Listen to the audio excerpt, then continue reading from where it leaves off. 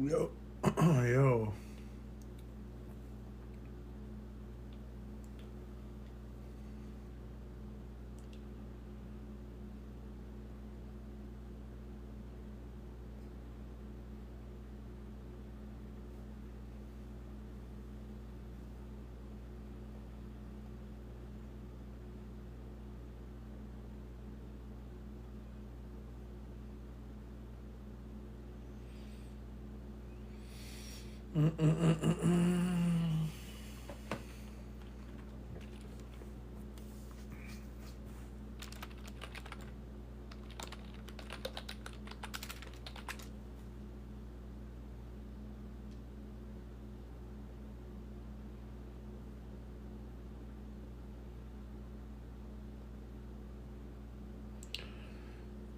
My computer, so I need a new computer really bad.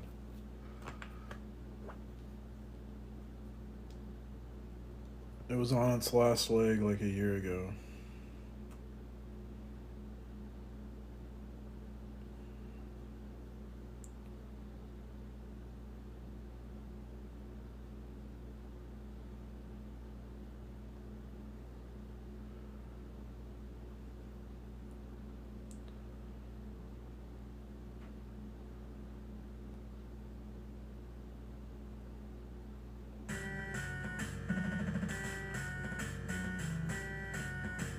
What's up?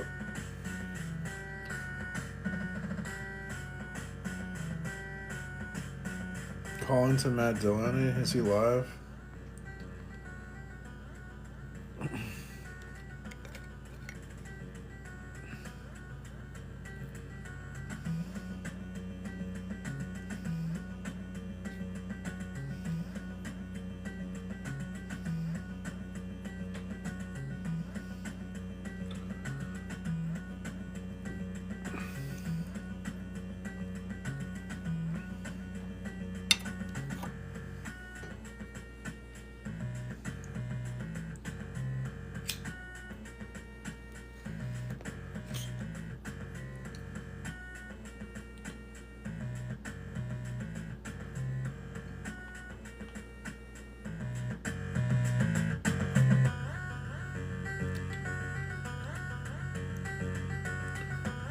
Pretty much a Mago day. They can't explain immaterial objects. Reverend metaphysics.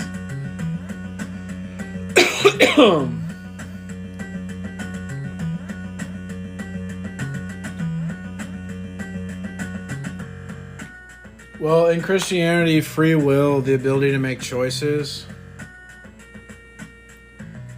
So, the ability to make choices is actually a result of the fall. So, God's will is obligatory. It's not a choice. It's our duty to follow the will of God. But it's sort of like a paradox. Because the idea is that, like, since God is the only one that's free, if you align your will with the will of God, then you are free.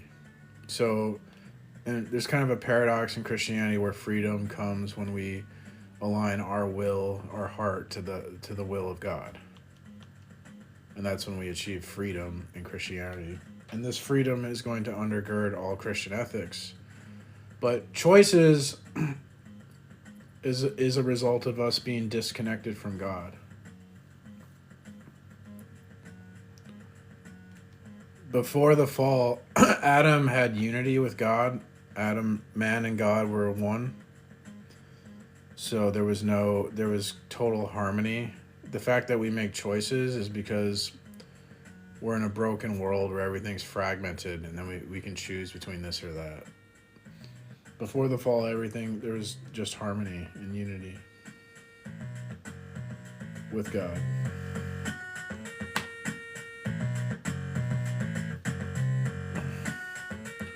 How is the first point correct? Because there's no evidence for materialism, or there's no evidence that immaterial beings exist, but no immaterial beings are God. So for atheism to be rational, you'd have to prove materialism, or you'd have to prove that there are immaterial beings, but none of the immaterial beings are God. So they can't prove either of those things. Therefore, atheism is irrational.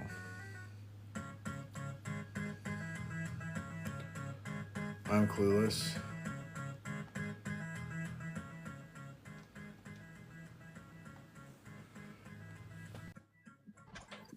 Hey, how's it going, man? It's going well. How are you? Living the dream, brother. Nice. What would you like to say? I was just saying, I guess you run tag a lot. So how are you assuming a true dichotomy in tag? Well, it's like a trilemma. So either unity, unity is ultimate, plurality is ultimate, or that unity and plurality are co-ultimate. Those are like the three options. Right. No, I'm saying like, how is it Abrahamic God versus atheism? How is that dichotomous? Well, it's just Christianity versus any non-Christian position. Well, how there's so many faiths just like Christianity. Well, So you have to Christianity, assume a true dichotomy in order to run tag. yeah, I would argue that you can input so many different deities in the Abrahamic God's place and still run tag. So I don't think tag works for no, affirming Christianity. you need a Trinitarian God, and only Christians have a Trinitarian God. What about Krishan? There's no other Trinitarian God. It's not true. Krishan. Krishan is not a Trinitarian God. Or not Krishan, but why do you need a Trinitarian God? I'm ill-informed. because I'll take back my words. I'll fault. because if God is unity, then distinctions are not real, and if distinctions are not for knowledge to be possible, the connections and distinctions between us have to be real. Like you and me share a connection. We're both human beings. That has to be real. Also, we're distinct. Like you're smarter than me, and you're like younger and better looking than me. So that Oh, those distinctions have to be real too, for us to have knowledge, for knowledge to be possible. So the problem is going to be that if your God is a unity, then distinctions are false and knowledge is impossible. If ultimate reality is a plurality, then connections aren't real and knowledge is impossible. So, is God the precursor for knowledge? yeah, God would be the most fundamental thing. Did he create knowledge? Yes. How do you create knowledge with no knowledge? Well, knowledge is based on ontology. So when God creates, um, when He creates existence, that creates knowledge at the same time. Yes, but I'm saying like God had to come before the objective knowledge. Do you think the knowledge of the deity himself was synonymous? Do you think God revealed himself to himself? God's properties would exist before God's knowledge of His properties.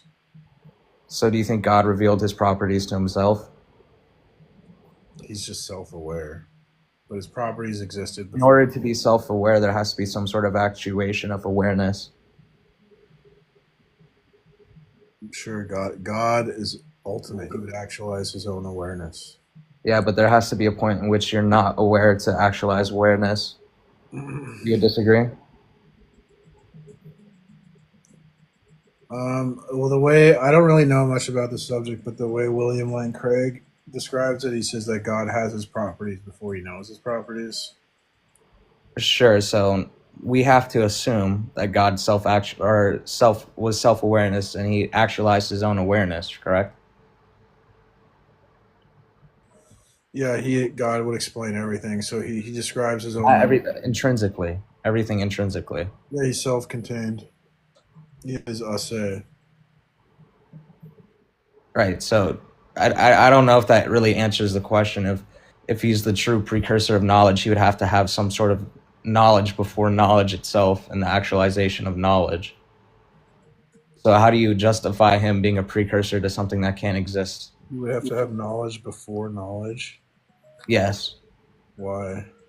Because how are you to what is the definition of knowledge, right? To know. Justified true belief. To know is knowledge. To know something. Justified true belief.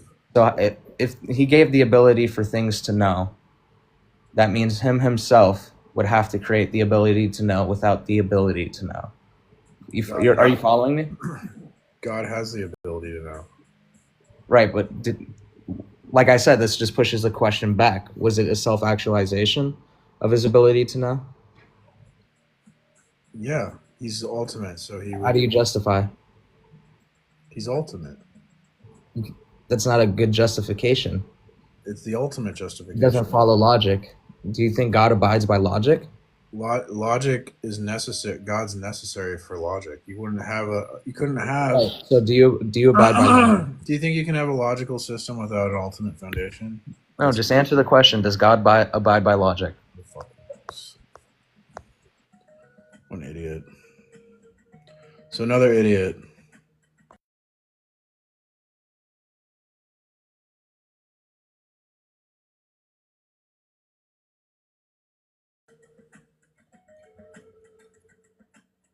They ignore what you say and they just say stupid shit. This is atheism.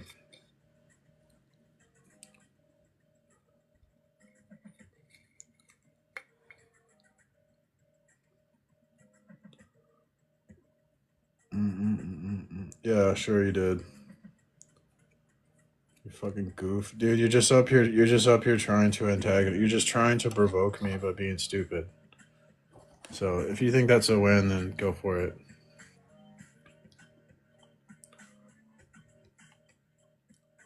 I said a dumb thing until he kicked me.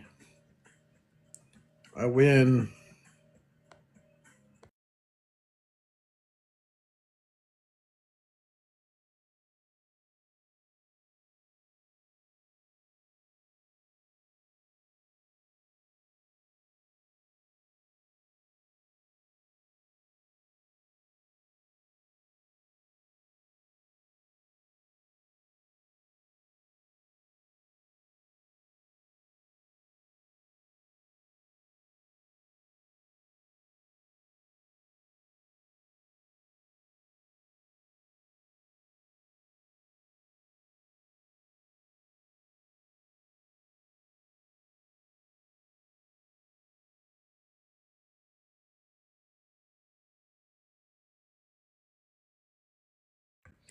I swear it's like there's some forest out there where children are raised by wolves and there's no parents, and then those children grow up and they argue for atheism on the internet. And this is atheism.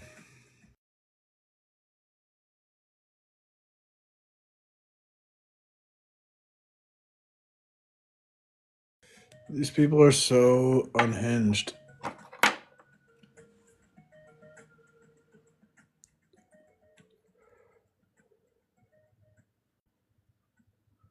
Yeah, nobody likes me. What are you gonna do? What are you gonna do, man? If I were to please people, then I would not be pleasing God.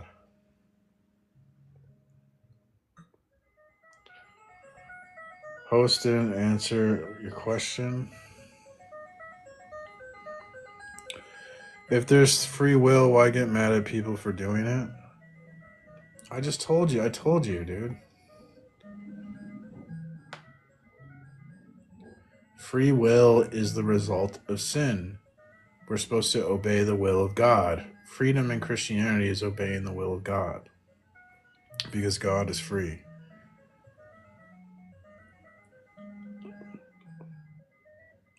It's kind of a paradox, so might not be able to get that.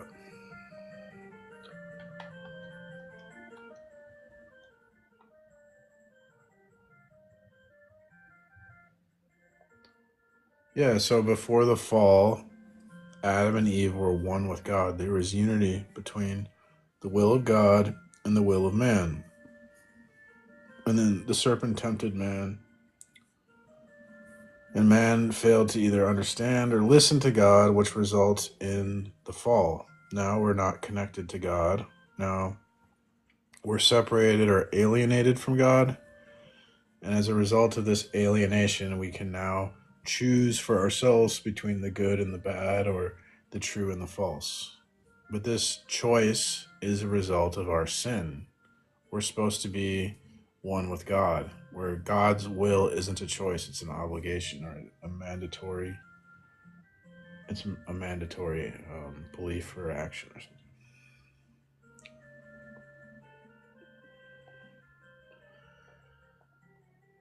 Okay, so we were talking about arguments for the. So we're talking about the uniformity of nature argument. So this guy expresses it, the argument I make. So A.E. Taylor, in discussing the question of the uniformity of nature, says, quote, "The fundamental thought of modern science, at any rate until yesterday, was that there is a universal reign of law throughout nature.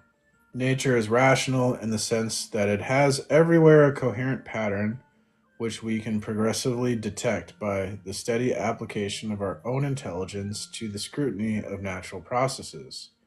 Science has been built up along the basis of this principle of the uniformity of nature, and the principle is one which science itself has no means of demonstrating. No one could possibly prove its truth to an opponent who seriously disputed it, for all attempts to produce evidence for the uniformity of nature themselves presuppose the very principle they are intended to prove." End quote. So our argument as over against this would be that the existence of the God of Christian theism and the conception of his counsel as controlling all things in the universe is the only presupposition which can account for the uniformity of nature which the scientist needs.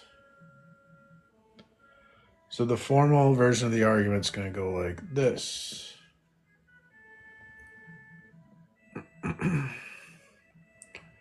If theism is not the case, then one cannot account for the uniformity of nature presupposed by inductive reasoning.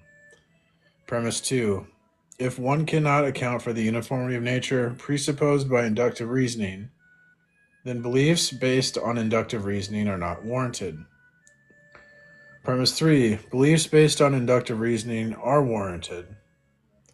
Conclusion, therefore, theism is the case.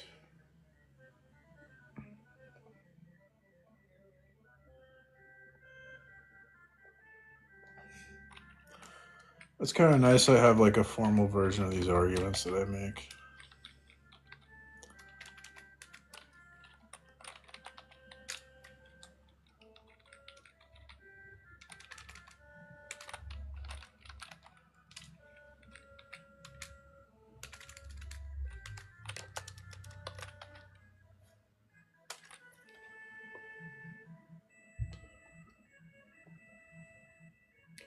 It might be said that the epistemological problem behind this argument is simply a special case of the epistemological problem behind the previous argument, in which case there is nothing to be gained from adding this argument to the previous one. Even if the arguments are so related, it is important to recall that the strength of an argument depends, among other things, on how difficult it may be to explain and defend its premises. I would venture that the problem of induction is often easier to explicate and grasp than the problem of comprehensive knowledge, which would indicate that this third argument has a significant utility in its own right.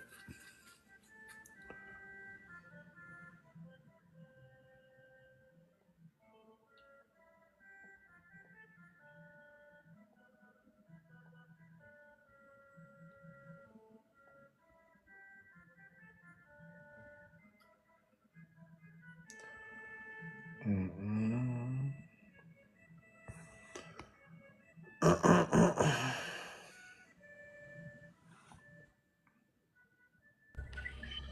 Hey, Darth, I was just reading this paper. What paper? The one Egyptians always talking about, it's a James Anderson paper where he talks about Plantica and Van Til. Yeah. Um, he's actually like trying to make Van Til's arguments more formal. He says that Van Til doesn't formalize his arguments in his book That's correct. Yeah. because Van Til is not necessarily trying to give us a specific one argument, but to teach us like Underlying principles. in which we could make Yeah. an infinite amount of arguments, I suppose. Yeah, because he said Van Til was more of a like forest instead of like he would look at the forest instead of the trees. Right. Where like analytical Oh, philosophy by the focuses. way, I got to share with you, I found a doctoral dissertation that attempts to go through scripture exegetically to support biblical Van Tillian biblical presuppositionalism. It's a what? Yeah, it's a doctoral dissertation, Yeah. and it's been turned into a book. But it's on the expensive side. But since I already have the doctoral dissertation, I wrote a letter to an email to the publisher trying to see if I could find any e-copy of it anywhere. But I'll send you the PDF of the doctoral dissertation. It's going to be the same basic content. It's just that the book would probably be a little bit more appealing visually. Yeah. But I'll remind me to send that to you right now. Or not right now, but later on.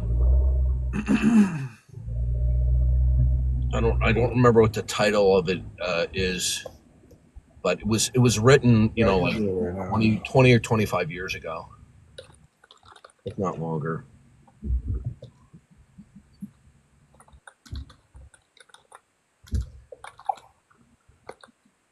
So the doctoral dissertation of precept, like in the biblical. Yeah, to go through exegetically. Yeah, exegetically. Yeah. Van Til never. One of the mild criticisms or critique you could make is that he didn't exegete the apologetic. He just drew. I mean, he would quote the Bible and things like that, but he would just draw from the general principles. He didn't spend a lot of time exegeting scripture. There's some of that is in the Joshua Pillow's book. Yeah. Towards the end.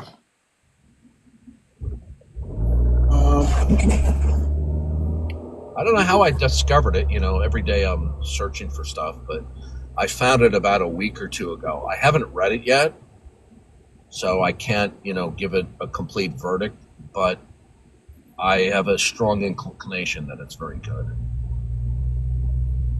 So in this paper, James Anderson has a formal argument of the argument you always make to people. Would you like to hear it?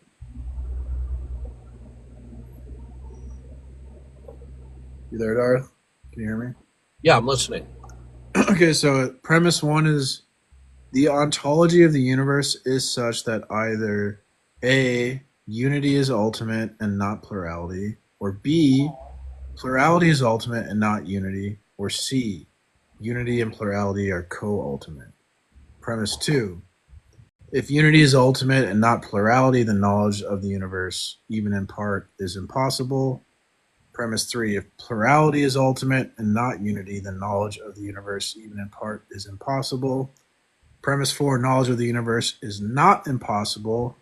So sub-conclusion, therefore the ontology of the universe is such that unity and plurality are co-ultimate. Conclusion, therefore Christian theism is the case, since only Christian theism posits an ontology in which unity and plurality are co-ultimate. I thought that was pretty good. Yeah, that is. That's not bad. I like it. It's basically your argument in a formal syllogism. Yeah, I really like James Anderson. He's very, yeah. By the way, he has a website.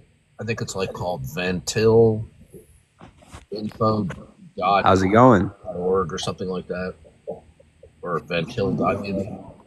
Where he is. How we doing up here? What's that? How we doing up here? We're doing fine. What would you like to say? I would like to ask how atheism is irrational.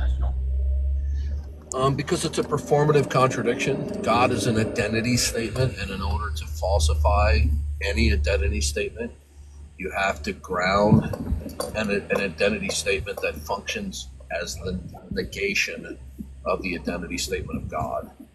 But no such ultimate identity statement is identifiable in principle. Therefore, Yeah, I know you have this little speech prepared, Darth, but I'd like you to explain it without these TikTok words that you just are chronically in line with. Look, if you're gonna be a scumbag, I'm gonna kick you out of here. Really No, I'm fast. not being a scumbag, Darth. Don't worry.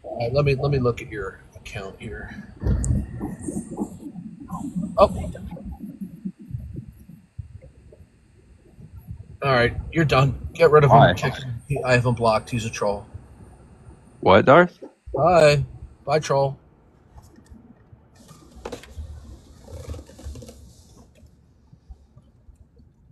It is account blocked. Yeah, Rodney, you're not coming up again. You're blocked. When you behave like a complete ass or a jerk, you forfeit the honor and the privilege to talk with yours truly. So for atheism to be rational, you would have to have evidence for materialism, or that there's immaterial beings, but none of the immaterial beings are God. You're going to need to ground an identity statement that functions as the negator for the identity statement of God, as per the law of non-contradiction. But there is no such identity statement that they can put on the table and defend that can be defended to exist with independence from God. Okay. All it takes is the grounding of one identity state that exists with independence from God.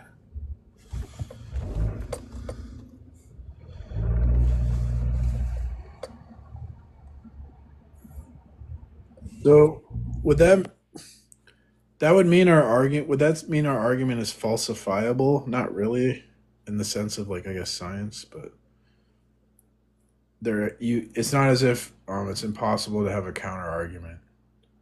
Sometimes they act like the argument's unfair because there's no way to counter argue, but they could counter argue if they demonstrate a state of affairs exists with the independence from the Christian. Yeah, basically, you'll notice that the overwhelming majority of atheists, the way they articulate their position, is simply a stipulation of incredulity.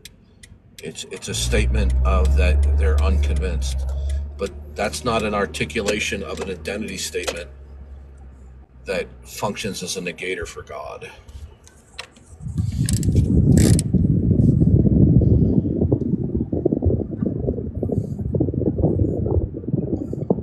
So you see, the Bible teaches that God reveals himself through creation.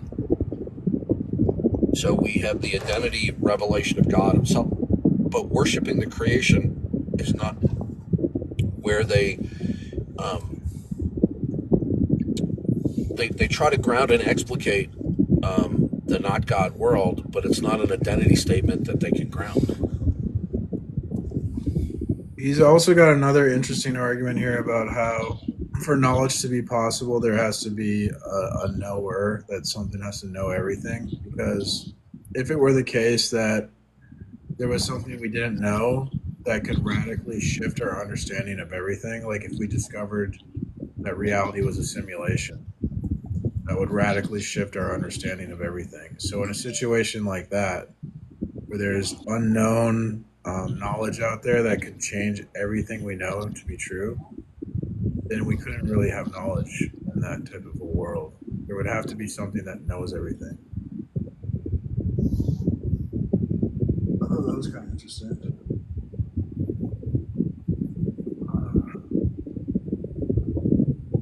Who that?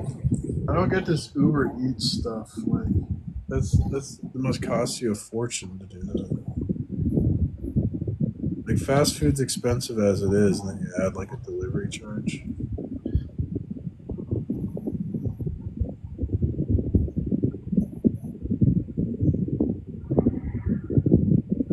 Matt, we argue for God the way we would demonstrate it is it's best demonstrated by a comparison to another system of truth because it's an argument Christianity as a system of truth.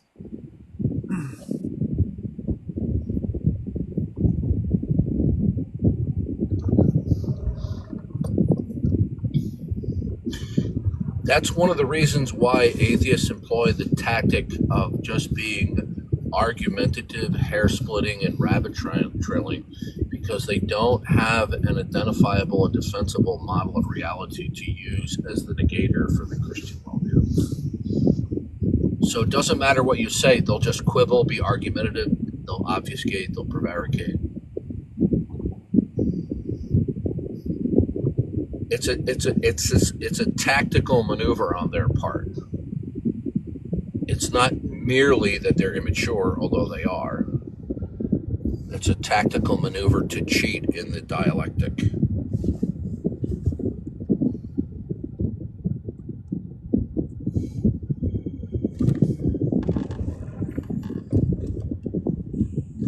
They couldn't. I had the first guy I talked to today. He told me that he didn't believe there was objective truth or knowledge. And I'm like, well, how are we even debating? You're just dealing with somebody who's just stupid. It's so insane, and it's like, and I tried to explain to him like we couldn't debate if that were the case.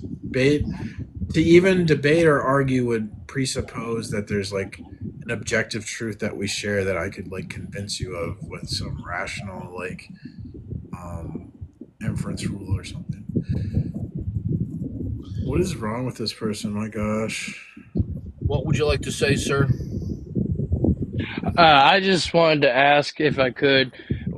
Would you say that death is a objectable trait? Like everybody dies. That's a truth. I didn't hear everything you said. Is what he said is the fact that everyone dies an objective truth. In the Christian worldview, it is. In the anyone who attempts to speak outside of the Christian worldview, all facts are brute. Therefore, they would just simply be uninterpretable. So you're saying that atheists would not say that death is a truth? They couldn't say anything is truth because truth would require that there be interpretable facts, and they don't. Right. The fact that body does no longer move. And I'm answering you. Right. Okay? I'm answering you. Okay. Okay. Okay. Now, they don't have a model of reality in order for facts to be interpretable. When they do speak facts that are interpretable, they're borrowing from the Christian worldview. Okay, so me seeing a dead body decaying is me borrowing from the Christian worldview? Goodbye. I'm sorry? People are so rude.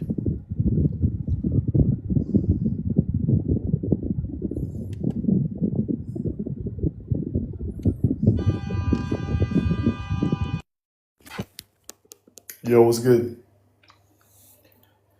May I ask how atheism is irrational? Yeah, there's no evidence or good reason to think atheism is true. It's a performative contradiction. No, give me like a set premise of why it will be irrational. Because it's internally contradicted. Okay, it's a performative contradiction in that a performative contradiction is a proposition or statement that is in some way self-referential, either by its internal content or the background information completely undermines the invoking and grounding of the proposition. So when the atheist denies God's existence, they're speaking from the not God world. The not God world doesn't have an identifiable and defensible ultimate that will allow the background information to affirm and deny anything. Okay, why will that be the case? Just because they say God doesn't exist? It just affirms that there isn't like a solid in the God world, God would be the ultimate ontological frame of reference or ground for everything, including Him endowing us with the capacity to affirm and deny things. So I'm answering you. I'm not done. Okay, go on. Okay. Now, in the not God world, there's no ultimate frame of reference. So when they open their mouth and attempt to affirm and deny propositions, what is the ultimate background information that provides for the actual capability? Yeah, so like you're just the thing is, right, so like you're spouting a lot of words that doesn't make sense when you say that Look, if you're the an idiot. God will. Goodbye. We don't have time to waste on these people, Darth. Yeah, this is For yeah. people who are, debating at a 7th grade level. Doesn't know any philosophy. This person. No, Yeah. they just think and argue in terms of cliches and slogans. They're not accustomed to thinking at a higher level. Okay? To affirm and deny things means that there must be something within your system or your model that actualizes our capacity to affirm and deny things. Okay, when I say affirm and deny things, I just don't mean just verbalizing the sky is blue or the sky is not blue, right? We're talking about having been able to ground the our affirmations of denial. In other words, that they're not just arbitrary. So in the not God world, all such affirmations would be arbitrary because they have no ultimate context. Yep. Another problem is this: they're not understanding what they're actually rejecting. Okay, they're rejecting a straw man representation of God. They are rejecting that God is the singular, concrete, unifying principle for everything, that God imposes all of the unity and diversity of the world, and God is the one, because his mind and his plan institute and secure all that is and cannot be. God grants us the capacity to think, affirm, and deny things. When that is rejected, what's the background information that ontologically grounds us to be able to make non-arbitrary declarations? Exactly, Darth. Yep. If I tell you the sky is blue, right? Mm-hmm. Implicit in that are other statements that would be too tedious for me. Okay, so it's called an enthemy. So whenever I tell you the sky is blue, I have 5 fingers on my hand, it's always subject to the implicit background information within my model of reality. Yes, sir. Okay? And in the Christian worldview, the ultimate referent or background information will be the mind, the purpose, and plan of God that actualizes the fundamental parameters of existence and grants us to be able to know things according to his plan. Yep. And he permits us, when knowing things, to make some non-arbitrary declarations. Yeah. When that background information is just rejected for whatever stupid reason, they don't have a background reference.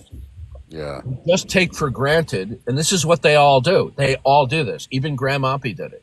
They simply take for granted that there is background information or That's right. fundamental parameters of existence that provide them with the capacity to think. It's like with Plantinga's stuff about that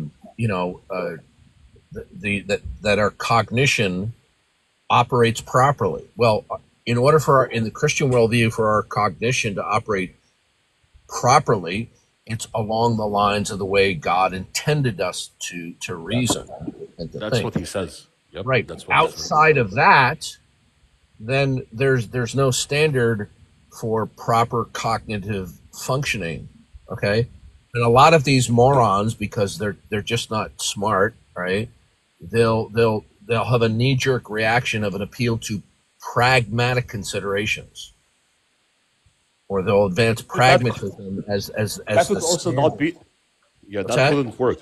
Yeah, but pragmatism wouldn't even work as well, right? Because that's going to require for you to have reliable cognitive faculties to reason for pragmatism. And that things actually work in a way rather than it just has the appearance that things operate in a certain way. Well, to say we're look, this is an insurmountable refutation that we bring to them, and since they have no weapons, they have no counter arguments for it. What they do is what they can't refute, they ignore, and what they can't refute, they rabbit trail. Yep. That's one of the strategies that they pull all the time. They will, in their little bag of tricks from the American Atheist Campus Tote Bag, one of the bag of tricks is to ignore certain salient points that are presented to them by the Christian theist. So they will ignore it.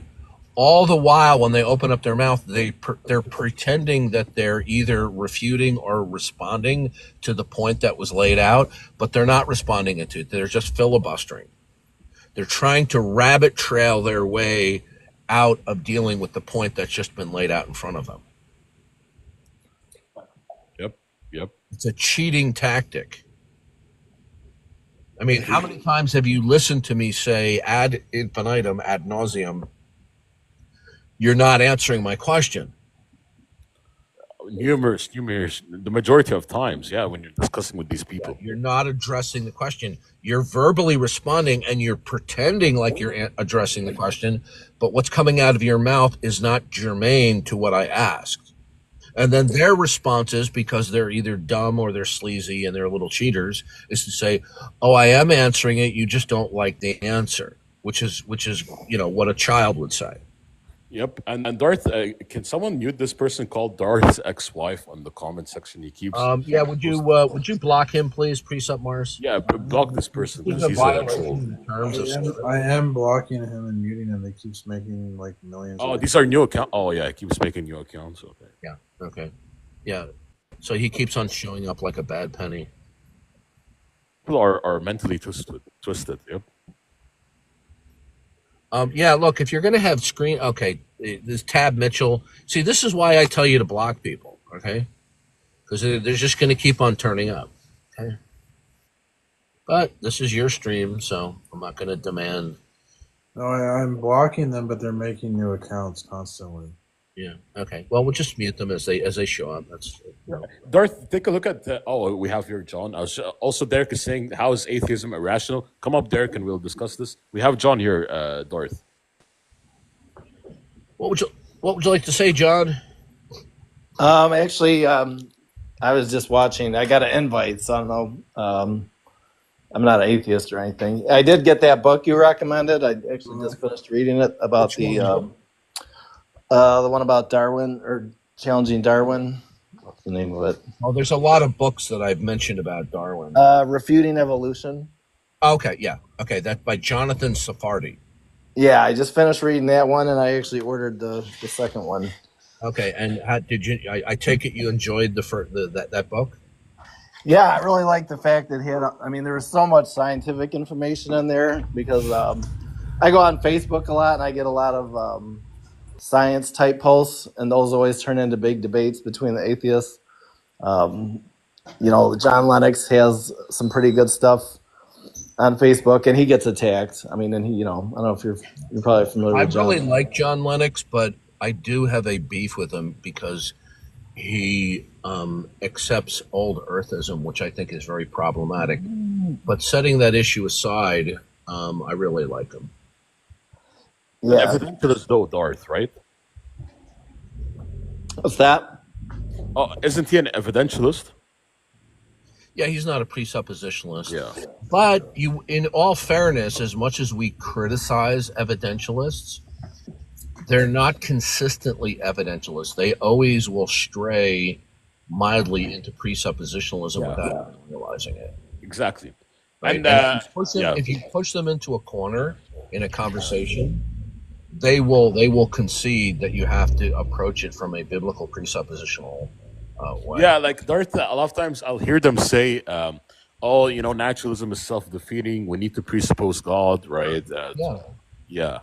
They're just not consistently or sufficiently operating from the non-neutral biblical position. And for people in the audience, when we say presuppositional, this is a term that is so much misunderstood. We're not saying I presuppose the Bible, I presuppose God, therefore the Bible is God's word. We're just simply saying that within any given worldview, there are certain one or more foundational parameters that are Hey, fuck you, Darth. in the system, but is not necessarily false. Fuck this person, all glory. Yeah. Yeah. You see, when you effectively refute people who, because of they're so sinful that they and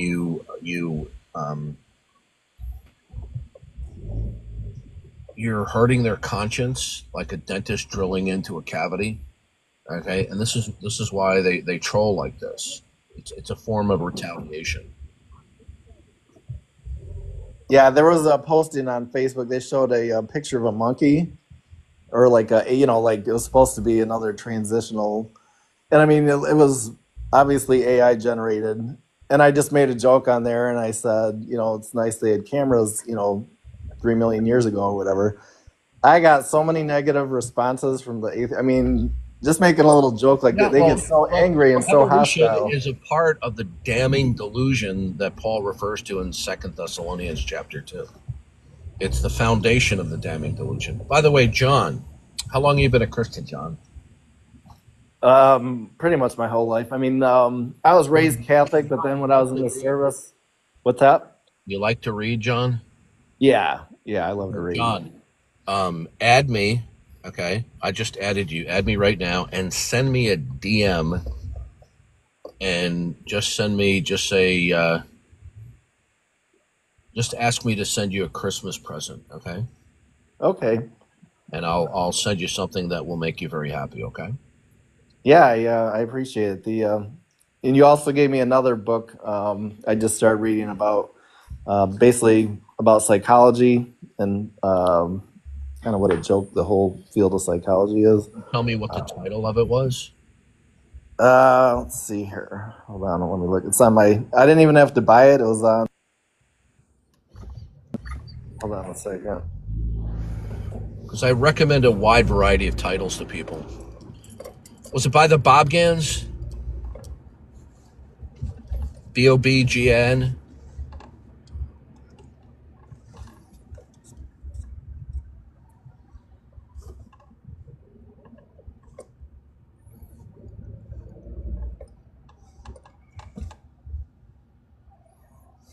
Darth, me and Precept Mars were talking yesterday, and I wanted to know your thoughts about this also, Darth.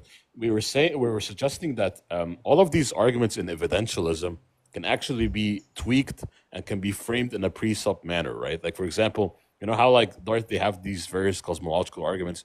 We could say, well, for us to make sense of cosmology or causes, we need to presuppose. It's not that they're wrong. It's just that they're incorrectly presented. Okay. Exactly. Look, you'll hear me say the world exemplifies ultimate design and intentionality. Right? And we need to presuppose God for that. Yeah, exactly. But I'm not saying that the world exemplifies design because it's an inference to the best explanation. We're saying it's the only explanation. If you want to read a good book on this, a short book, it's called Van Til and the Use of Evidence. Okay. Let me write it down. Do you have the link to my drive? Egyptian. Sorry, say that again, Darth. Do you have the link to my cloud drive? Oh no, I don't. Okay, send me a DM and request that. I'll send it right now. Okay. Oh yeah, absolutely. And I'll send that to you either tonight or tomorrow. If for some reason I don't remember, please remind me. Absolutely. That'll be a ton of resources for you. But in the cloud drive is a rare PDF copy of this now out of print book. It's called Van Til and the Use of Evidence. It's a short book. It's an easy read, but it's very profound, and it explains Van Til's attitude. He's not against the presentation of evidences. But just the framing them, the framing of these, right? You must not frame evidences as an inference to the best explanation. Yeah. Van Til said we can't say that some things are revelational of God and others not. Everything would be revelational of God. Yep. Absolutely. Welcome, Beacon. I'm guessing, Beacon, are you an atheist? Yes. Yes, I Oh, am. he's an atheist, Darth. Oh, okay. Darth, we have someone here, Bacon or Beacon. I don't know how to pronounce it. Who's an atheist. Well, Can I ask? Can I start off? Is it okay?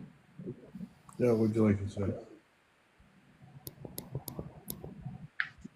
Recently, I was curious, so I went on ChatGPT and asked, "Is there a correlation between IQ and being religious?" There is a negative correlation. They by said, the way, Darth is muted. If Darth, you're unaware, but you are muted. Yeah, but If you're the IQ test is like racist. I'm going to be AFK for a few minutes. Okay, okay. I thought you were talking. Okay, So yeah, the IQ test is racist. For example, like, um, it it just judges like how well adapted a person is to society. So it doesn't really say anything. "Oh, so like the top chess players having the highest IQs, it doesn't mean anything." No, because if you took a top chess player and you put them in the jungle and you're like, okay, survive on your own, do you think their high IQ is going to help them in that situation? Obviously not, because they have no exposure to the jungle. Right, but then But if you, someone who grew up if you take a in person that has low IQ and put them in the jungle, it's going to be even worse, though. I would suspect. no, but if we take a person who like can't play chess, has a low IQ, but they were raised in the jungle, and we drop them in the middle of the jungle, they'll survive. Of course. The IQ is going to be it's just going to be a measure of how well you're adapted to your situation or your culture. So it doesn't really measure intelligence. Why What's the can't argument? we say Like, how what's the well? argument? Like, What? sorry, go ahead. I was. Yeah, go ahead. Go ahead. I was curious, so recently I They just searched up use on. it for racism, so it's just it's just scientific racism. I mean, I don't understand what he's trying to say. Like, He's what's trying to be racist and say that. Okay, yeah. How does race have anything to do with this? And by the way, Bacon, the whole point of the IQ is to be racist because it's a test about culture. It's not a test about like intelligence. So you're just saying that like There are certain pictorial optical illusions with lines that people who live in very remote areas where they don't have buildings and they don't have corners, okay? There's no corners in their culture, okay? And they're not susceptible to these pictorial optical illusions because they're not accustomed to the notion of straight lines and corners and buildings.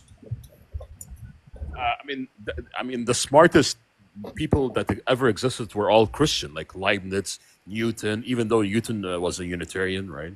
But that reminds me of something I read about IQ, Darth, where it was saying these people in the jungle could identify like 40 different shades of green, whereas you take someone from the city and they could identify maybe like a handful of shades of green, you know? But okay, so I agree with you guys in the sense that IQ test is not conclusive, okay? But based on the methods that we've developed, I think it is the closest we get to objectively determining how smart a person is. No, it's just racism. It's scientific racism.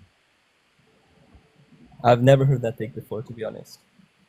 Well, they use the fact that like inner city schools score lower on IQ tests than suburban schools, so like underfund schools that are like, you know, ethnic schools, inner city schools, and then they give more, and they use IQ tests as like a justification to give more funding to like the YT schools. You know what I'm saying?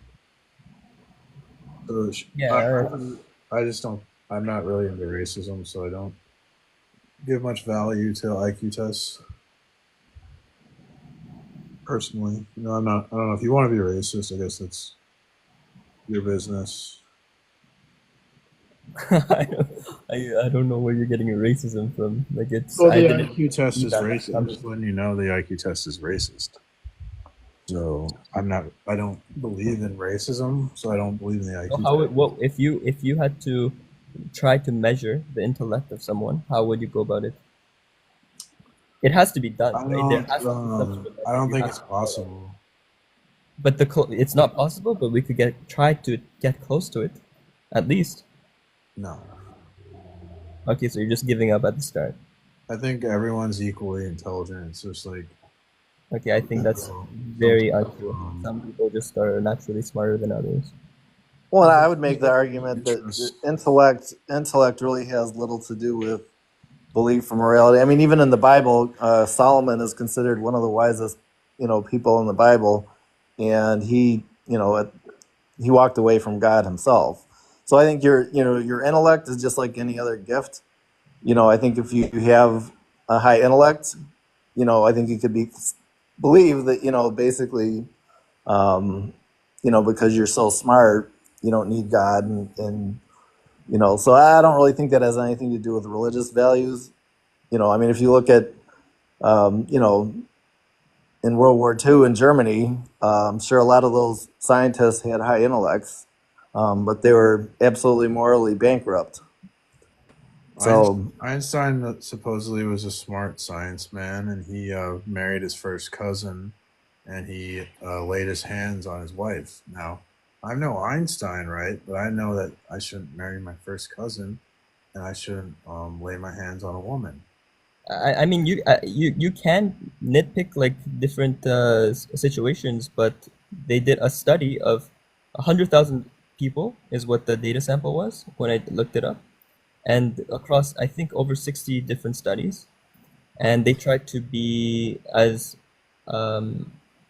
objective as possible by picking from random populations, and they found a moderate inverse correlation between IQ and being religious. I think you can't neglect that.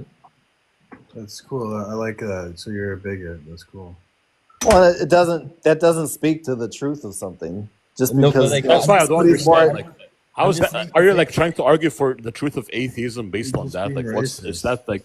Oh, no, but like, I'm not trying to argue, but doesn't that make you worried? Like at least second absolutely guess? not. That makes me worry. That your racism makes me worry. Yeah, like I don't know. Like this is. I feel well, like not to mention, I think most people who are IQ are also gone through. A lot of them probably have PhDs. They've been. I mean, I know when I was in college, a lot of my professors in psychology and sociology were atheists. They were some of the worst professors that I had. You have to start. I mean, Beacon. You know that there's a field in philosophy called the philosophy of religion, right? Which deals with arguments for and against the existence of God. Do you know that 80% of these philosophers are theists? Shouldn't that make you worried? That would because that will show you that the majority agree that naturalism is like a stupid, crazy, irrational view. But that's why they're in philosophy. That's why they're not scientists. Yeah. So, but philosophers are specifically dealing with these issues, the relevant issues that we're discussing, and 80% of them are theists, and a mere I think 10% are like atheists. That shows you that the philosophers of religion don't take these arguments seriously. No, but why don't take naturalism seriously. They don't take naturalism or atheism seriously. It's not taken seriously. But so I just want to say something, right? Earlier you said something how IQ is like scientific racism, right? Right. So what do you think IQ means? What do you mean? What does it mean? Like definition, as in. Bro, don't dig on that. He obviously has a controversial. I don't like define words. Yeah, so I'll define it for you. Okay. So in simple terms, IQ is just simply referring to how well you can deal with the situation, as in your speed, how well you can perceive a situation. It's just how well you adapt to your society. Yeah. So the thing is, right? IQ isn't only niche to a specific society. Let's say, for example. You sure it is? No, it isn't. Why would it? One second. You don't know what you're talking about. You don't know what you're talking about. You don't know. Wait, one second. For sure, brother. Let's go one by one. Yeah. So I just want to ask you, why would it be niche or limited to a specific society again? Because the test has to favor information that one culture would know that another culture might not know. So okay, so let me ask you something. How do you test? What are the IQ tests? Can you give me one of the ways to test your IQ, for example? Dude, Look, pressure. That's what things. had no This answer. isn't, this isn't an How IQ making stuff test. up. This isn't an IQ test debate live. Okay, we're here to debate we're here to talk about how atheism is dumb, Christianity is objectively proven, there's no slavery in the Old Testament. And How is science- Christianity proven? What, Yeah. the Bible has existed for over a thousand years, and it's still considered a text of religion. Whereas Einstein's materials, they've been published as fact, and he's been only around for less than 100 years. Well, science isn't actually a fact, so you don't. Oh, okay. Religion's a fact. Science just gives us provisional truths. This is what I mean by the IQ test. Science can't like establish. Science can't establish. Yeah, he doesn't know what he's talking about.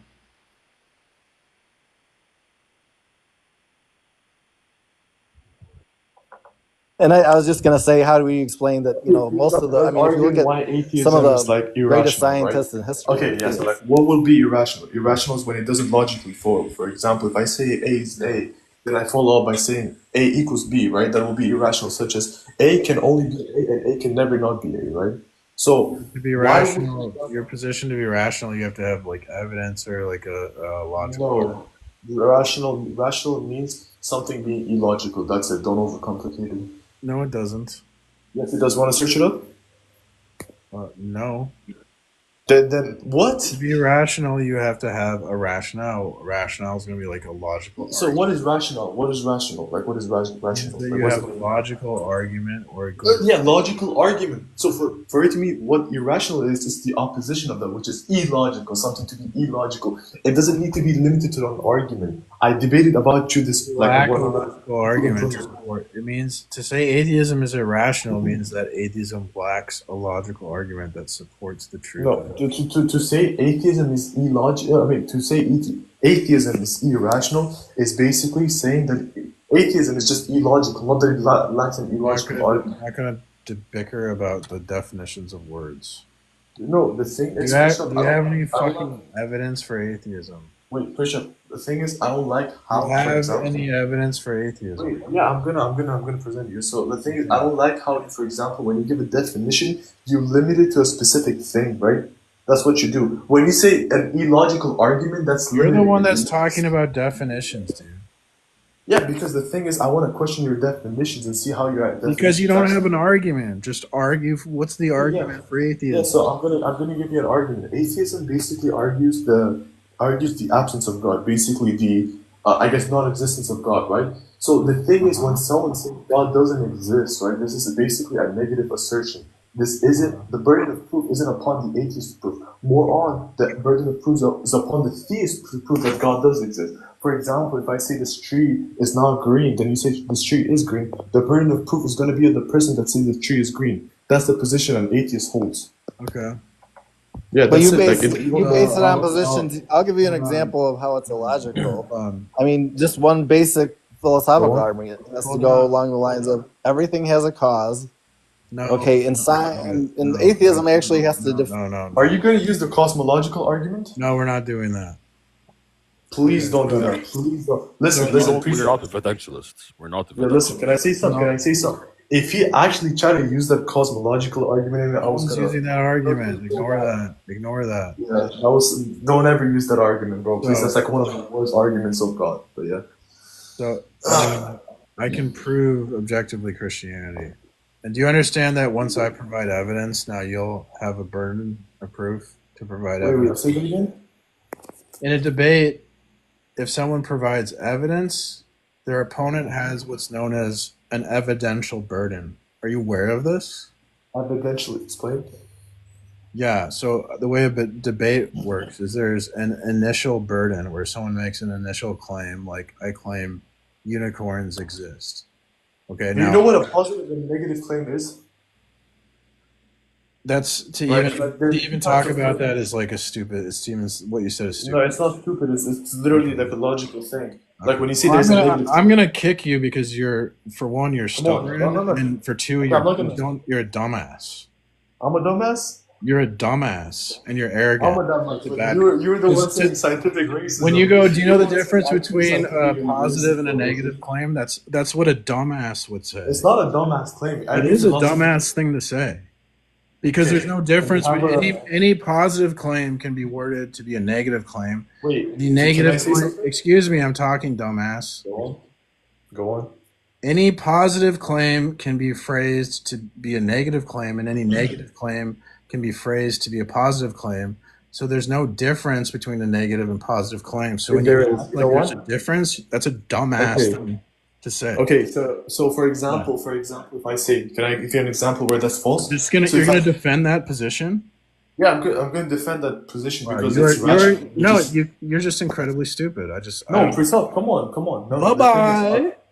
you're crying now. You're crying. Bye Scientific bye. racism. No, you're Scientific stupid. You're too racism. dumb. You're too dumb to Okay, talk to. can I defend my position at least? No, it's dumb. You're wrong.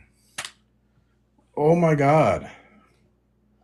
Low information, low tier, arrogant, stubborn, like Pharaoh. Slow boy. God, that guy, he just motor mouth. But if I just talk really fast, then it will obscure the fact that I don't know what the hell I'm talking about, and everything I say is nonsense. No, it doesn't. You can't just come up here and run your mouth and say a bunch of nonsense, dude. Dude, Clips, go read a book. You have no idea what you're talking about. You need to read a book and then debate. These people try to debate without ever reading a book in their life. I'm scared. You're literally so low tier, you think there's a difference between positive and negative claims. That's completely low tier. So low tier. My gosh. Oh my goodness. And moderator Matt, dude, if moderator Matt agrees with you on philosophy, you're in trouble. Okay, let's go to argument number 4, the argument from conceptual schemes. So I'm reading the paper, If Knowledge Then God by James Anderson. Kant made much philosophical hay from the conviction that our minds play more than a merely passive role in gaining knowledge of the world. This seems intuitively right. Our judgments about the objects in our experience are not simply given to us by way of the stimulation of our senses, but are shaped by a considerable raft of knowledge without experience, or concepts that are come without experience concerning the fundamental structure of reality. Logical principles, causal relations, metaphysical necessities, notions of the self, and so forth. Perhaps we can pick and choose among these concepts as to which to apply and when, perhaps not. Either way, certain skeptical questions arise. First of all, given that the applicability of these concepts is an essential ingredient in our view of the world, does the world in itself actually possess a coherent relational structure independent of our noetic activity? If not, why think that what we call knowledge of the world is anything of the sort? Indeed, how could there be anything to know? Secondly, if the world does exhibit such a structure, why think that there is any necessary connection between that structure and our conceptual schemes? And thirdly, what grounds do we have for assuming that we are so fortunate as to share one and the same conceptual scheme? Without such good fortune, communication and knowledge transfer would be a vain hope. That was pretty philosophically dense, so maybe I'll try to dumb that down.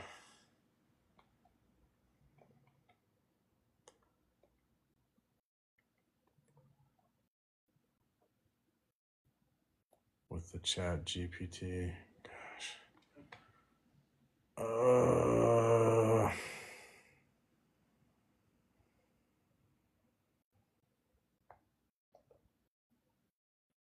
Got it.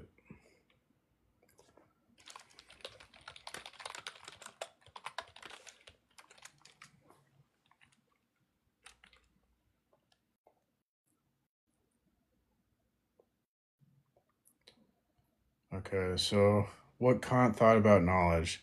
Kant believed that when we understand the world, our minds are not just sitting there passively soaking in information like a sponge. Instead, our minds actively organize and interpret the raw data from our senses. It's like we're wearing mental glasses that shape how we see the world. These glasses are made up of basic concepts like cause and effect, time, space, and logic. Without them, we couldn't make sense of anything. The big question about this idea: does the world have its own structure independent of our minds? Kant called the world as it exists on its own the noumenal realm. This is the real world beyond what we can experience. But if our understanding of the world is always filtered through our mental glasses, how do we know if the real world even has a structure like what we perceive? If it doesn't, then maybe what we think of as knowledge isn't actually knowledge at all. So, do our mental concepts match the real world? Even if the world does have its own structure, why should we assume our mental concepts like cause and effect actually line up with it? Maybe our minds are just imposing patterns that aren't really there. 3, do we all share the same mental glasses? If people have different sets of mental glasses, we might see the world in completely different ways. In that case, how could we ever communicate or share knowledge with each other? How do we even know if we're all on the same page? Why this matters. Kant's ideas highlight the fact that we don't just see the world as it is, we interpret it through mental frameworks. But this raises some unsettling questions. Can we trust our mental frameworks to give us true knowledge? Do our minds distort reality in ways we can't detect? How do we know other people see the world the same way we do? Kant's answer to these questions was shaped a lot of modern philosophy, but the questions themselves remain thought-provoking and relevant today. It is crucial epistemological presuppositions such as these that Van Til seems to have in mind when writing the chapter of his survey of a Christian epistemology entitled A Sample of Christian Theistic Argument. If God is left out of the picture, it is up to the human mind to furnish the unity that must bind together the diversity of factual existence. It will not do to think of laws existing somehow apart from the mind. And even if this were possible, it would not help matters any, because even these laws would be thought of as independent of God and just there somehow. In other words, the only alternative to thinking of God as the ultimate source of the unity of human experience, as it is furnished by laws or universals, is to think that the unity rests in a void. It is clear that upon pragmatic basis, and for that matter upon anti-theistic basis in general, there can be no object-object relation. There can be no philosophy of nature, so that sciences become impossible, and no philosophy of history, so that the past cannot be brought into relation with the present, nor the future with the present. There can be no subject-object relation, so that even if it were conceivable that there were such a thing as nature and history, I would be doomed to ignorance of it. In third place, there can be no subject-subject relation, so that even if there were such a thing as nature and history, and even if I knew about it, I could never speak to anyone else about it. There would be Babylonian confusion. Our conclusion then must be that the various devotees of the open universe who take for granted that the human mind can furnish all the universals that the facts require must be regarded as having reduced human experience to an absurdity.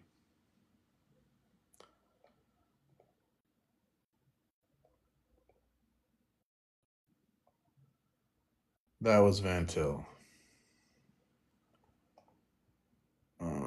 So let's chat GPT that. because Van Til is hard to understand.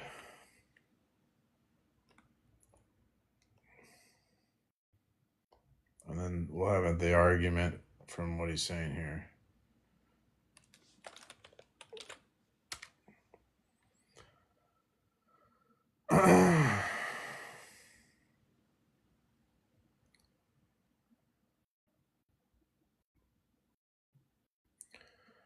What's the big idea? Van Til is saying that without God, it's impossible to make sense of how everything in the world fits together. If you leave God out, you're stuck trying to explain how all the pieces of reality, facts, laws, and relationships are connected. And you don't have a solid foundation to do so. Breaking it down. So, 1. Unity and diversity in reality. The world is full of different things, diversity, but we also see patterns and laws that bring order, unity. For example, gravity is a universal law that applies to all objects, but the objects themselves are diverse. If you don't believe in God, you have to explain where this unity comes from. Without God, it's like saying the laws of the universe just exist somehow for no reason. That explanation doesn't really hold up. 2. What happens without God? Van Til argues that without God, 3 key relationships break down. Object to object relationships. Without a unifying foundation like God, there's no way to connect different facts or objects. Science, which relies on finding patterns and laws, would become impossible because there's no reason to believe the universe is orderly. Subject to object relationships. Even if there's a world out there, how could you trust your mind to understand it? If your thoughts and perceptions aren't grounded in something bigger than yourself, like God, you might just be making stuff up. Subject to subject relationships. If everyone is just using their own minds to make sense of the world, how can we ever communicate or agree on anything? It would be like everyone speaking completely different languages with no common ground. Chaos.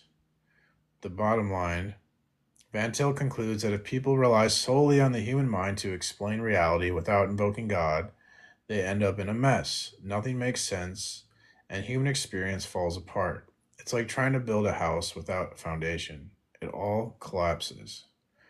So Van Til is arguing that God provides the foundation for understanding the world, connecting facts, and making communication and science possible. Without God, he says everything becomes random, chaotic, and ultimately meaningless.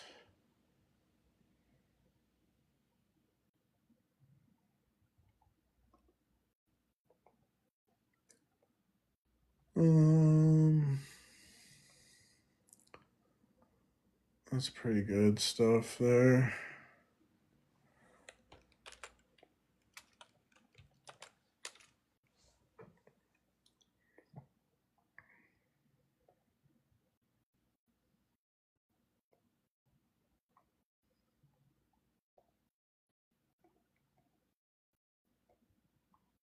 So here's the argument. Premise 1. I'm going to send all these arguments to Darth.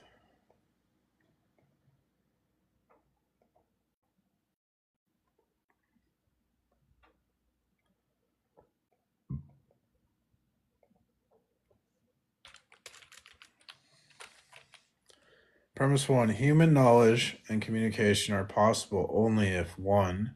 The world exhibits a coherent relational structure, and 2.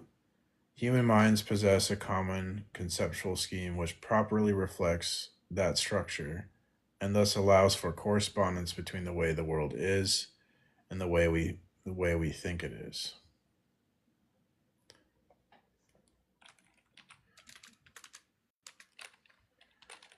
P2. If theism is not the case, then there are no grounds for believing the world exhibits a coherent relational structure and that we possess a common conceptual scheme which properly reflects that structure. Therefore, so this will be what, a sub-conclusion?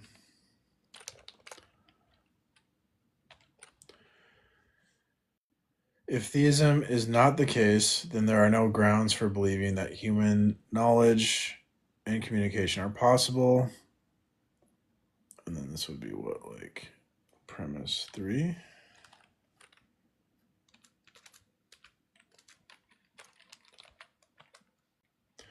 There are grounds for believing that human knowledge and communication are possible, therefore theism is the case.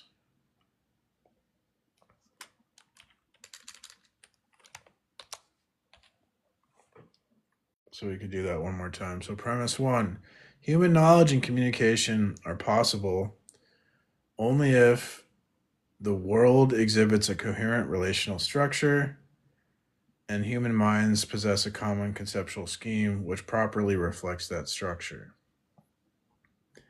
Premise 2, if theism is not the case, then there are no grounds for believing in that the world has a coherent relational structure and our minds possess a common conceptual scheme which properly reflects that structure.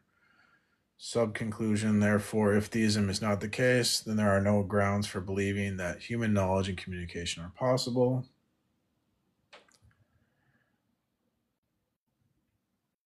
Premise 3, there are grounds for believing that human knowledge and communication are possible. Conclusion, therefore, theism is the case.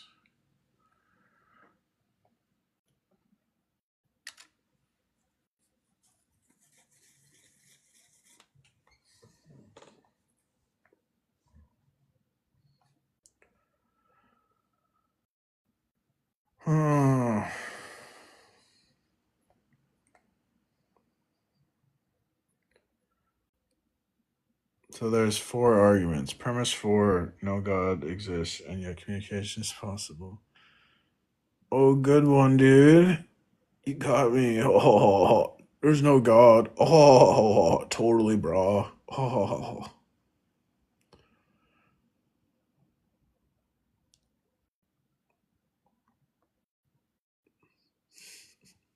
The premises are valid. Premises can't be valid. The argument is valid. The premises are sound.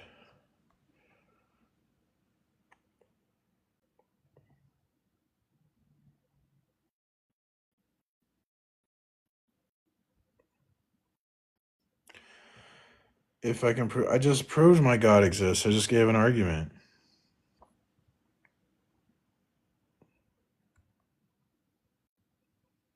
I literally just gave an argument.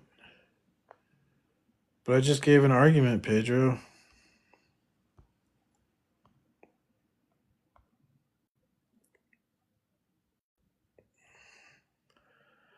Like, bro, do you ever improve your arguments? I feel like this entire time you just rerun Dorf. I'm reading a paper from James Anderson that I've just got 4 arguments. They come from James Anderson. One of them is his version of the argument Darth makes. They're all connected, though. Premise 1, if no one has comprehensive knowledge of the universe, then no one can have any knowledge of the universe. Premise 2, only God could have comprehensive knowledge of the universe. Premise 3, we have some knowledge of the universe. Conclusion, therefore God exists. Gotcha, bitch.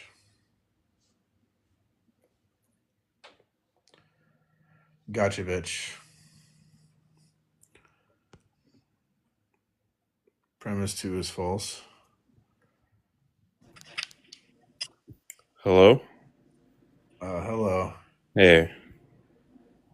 What would you like to say? Yeah, you're just saying Christianity can be objectively proven. Can you give like an argument for it?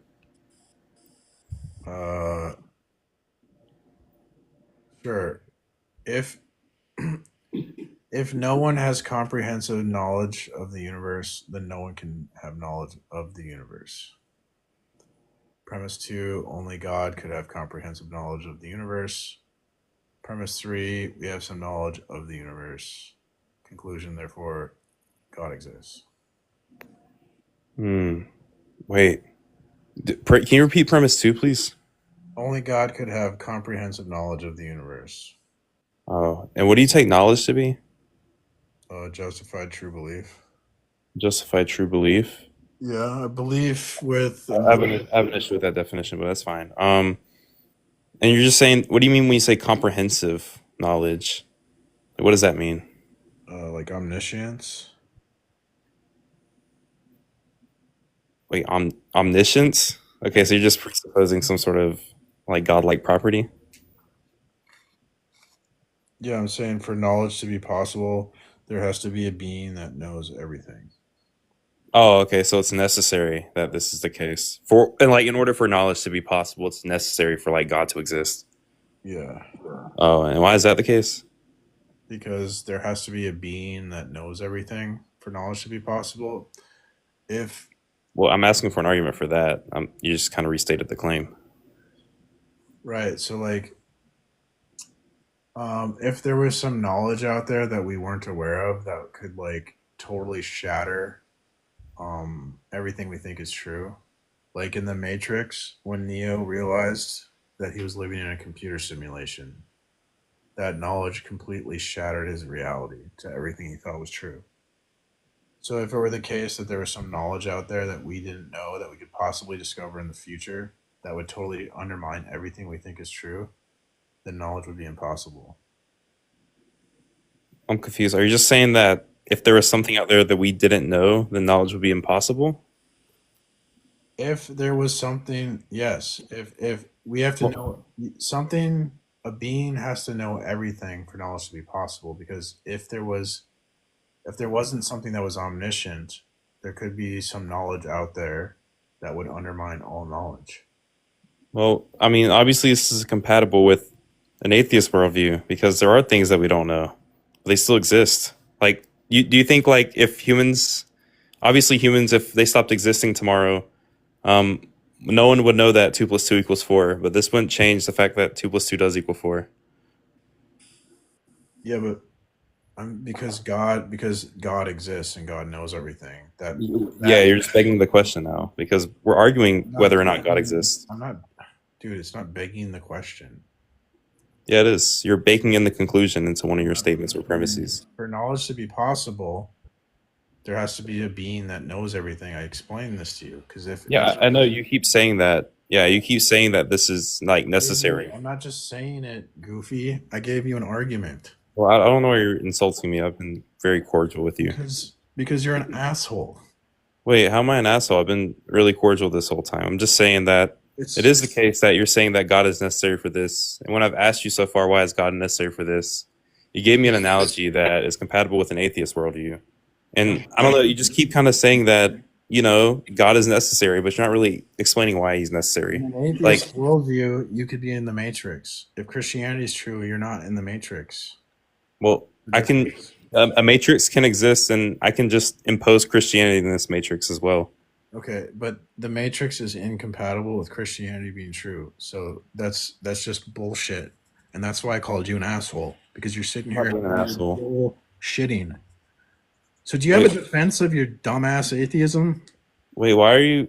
I was inspecting your view. I mean, I'm just agnostic on the whole issue, but your argument really isn't doing a whole lot for me. You're an atheist with daddy issues. Oh, that's fine. I don't know why he's kind of crashing out on me, but I'm just asking because you just made the claim that God is necessary for knowledge. Are you saying like it's logically impossible or something like that for knowledge to exist? Yeah, I just explained. I just gave you the argument. I just explained the whole. Like, are you dense? What's wrong with you? Well, no, you didn't really explain anything. You just kind of went in circles. All right.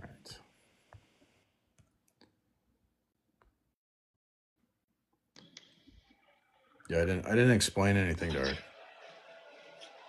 Notice how they always default to the pretense that they're neutral.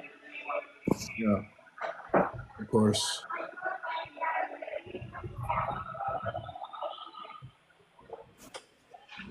Yeah, so Dorian, you can't be neutral toward the God worldview. Well, that's not Dorian, I'm talking, okay? Now, I'm aware. Okay. Agnosticism was invented by Thomas Henry Huxley. It was invented for the very purpose of concealing and deceiving the public that he was actually an atheist. Agnosticism is a claim to suspend judgment about God, but the agnostic has made a judgment about God. The agnostic has made the judgment and the refusal to acknowledge the necessity of God when speaking. So, in spite of the fact that the agnostic represents himself as being neutral and not making a judgment about God, the agnostic has made a judgment that it is not necessary to reference the necessity of God when speaking. Now, you not accepting what I say is not a rebuttal. Do you have a rebuttal to what I said? And Yeah. if I have you, a I'm rebuttal not to what done. you just said. I'm not done yet. Oh, Okay. sorry. Why do you sound like you're in a box factory? Okay. When you start giving me a rebuttal, if it is not germane to what I said, I will cut you off. That's fine. Yeah, it's just a response to the whole agnostic point. When I say I'm agnostic, I'm just using it in a colloquial sense. I'm just saying like I'm Okay, unsure. I'm interrupting you right now. You're not giving me a rebuttal to what I said.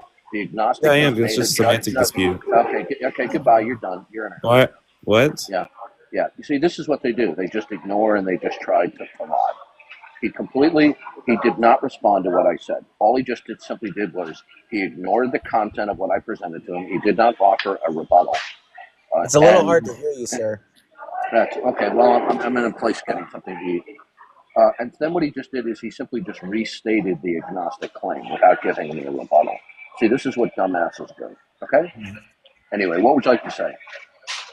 I don't think calling people dumbasses and assholes is a good representation for Well, what citizens should act like. we've been doing this for many years, and people sometimes are blatantly a-holes, and other times they're passive-aggressive assholes as a tactic or a strategy. So we call them as we see it. If you don't like it, then too bad. Do you have something interesting to say? Yeah, you attack the subject, not the person. That's how debate works. Yeah, dude. I'm old enough to be probably your grandfather. When people put forth bad character, we're going to fault their bad character. We're not saying that their argument is wrong because of their bad character, but when they throw out bad character as a diversionary tactic rather than discussing and debating, then we're going to call them out here. If you don't like it, then cut, then leave. Okay? Do you still have the talking points? Do you have something substantive that you would like to say? Can I get the talking points back up? Thank you. I see it. Okay.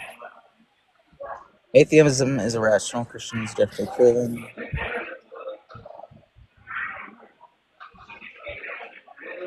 It's no slavery in ancient Israel. That's strange.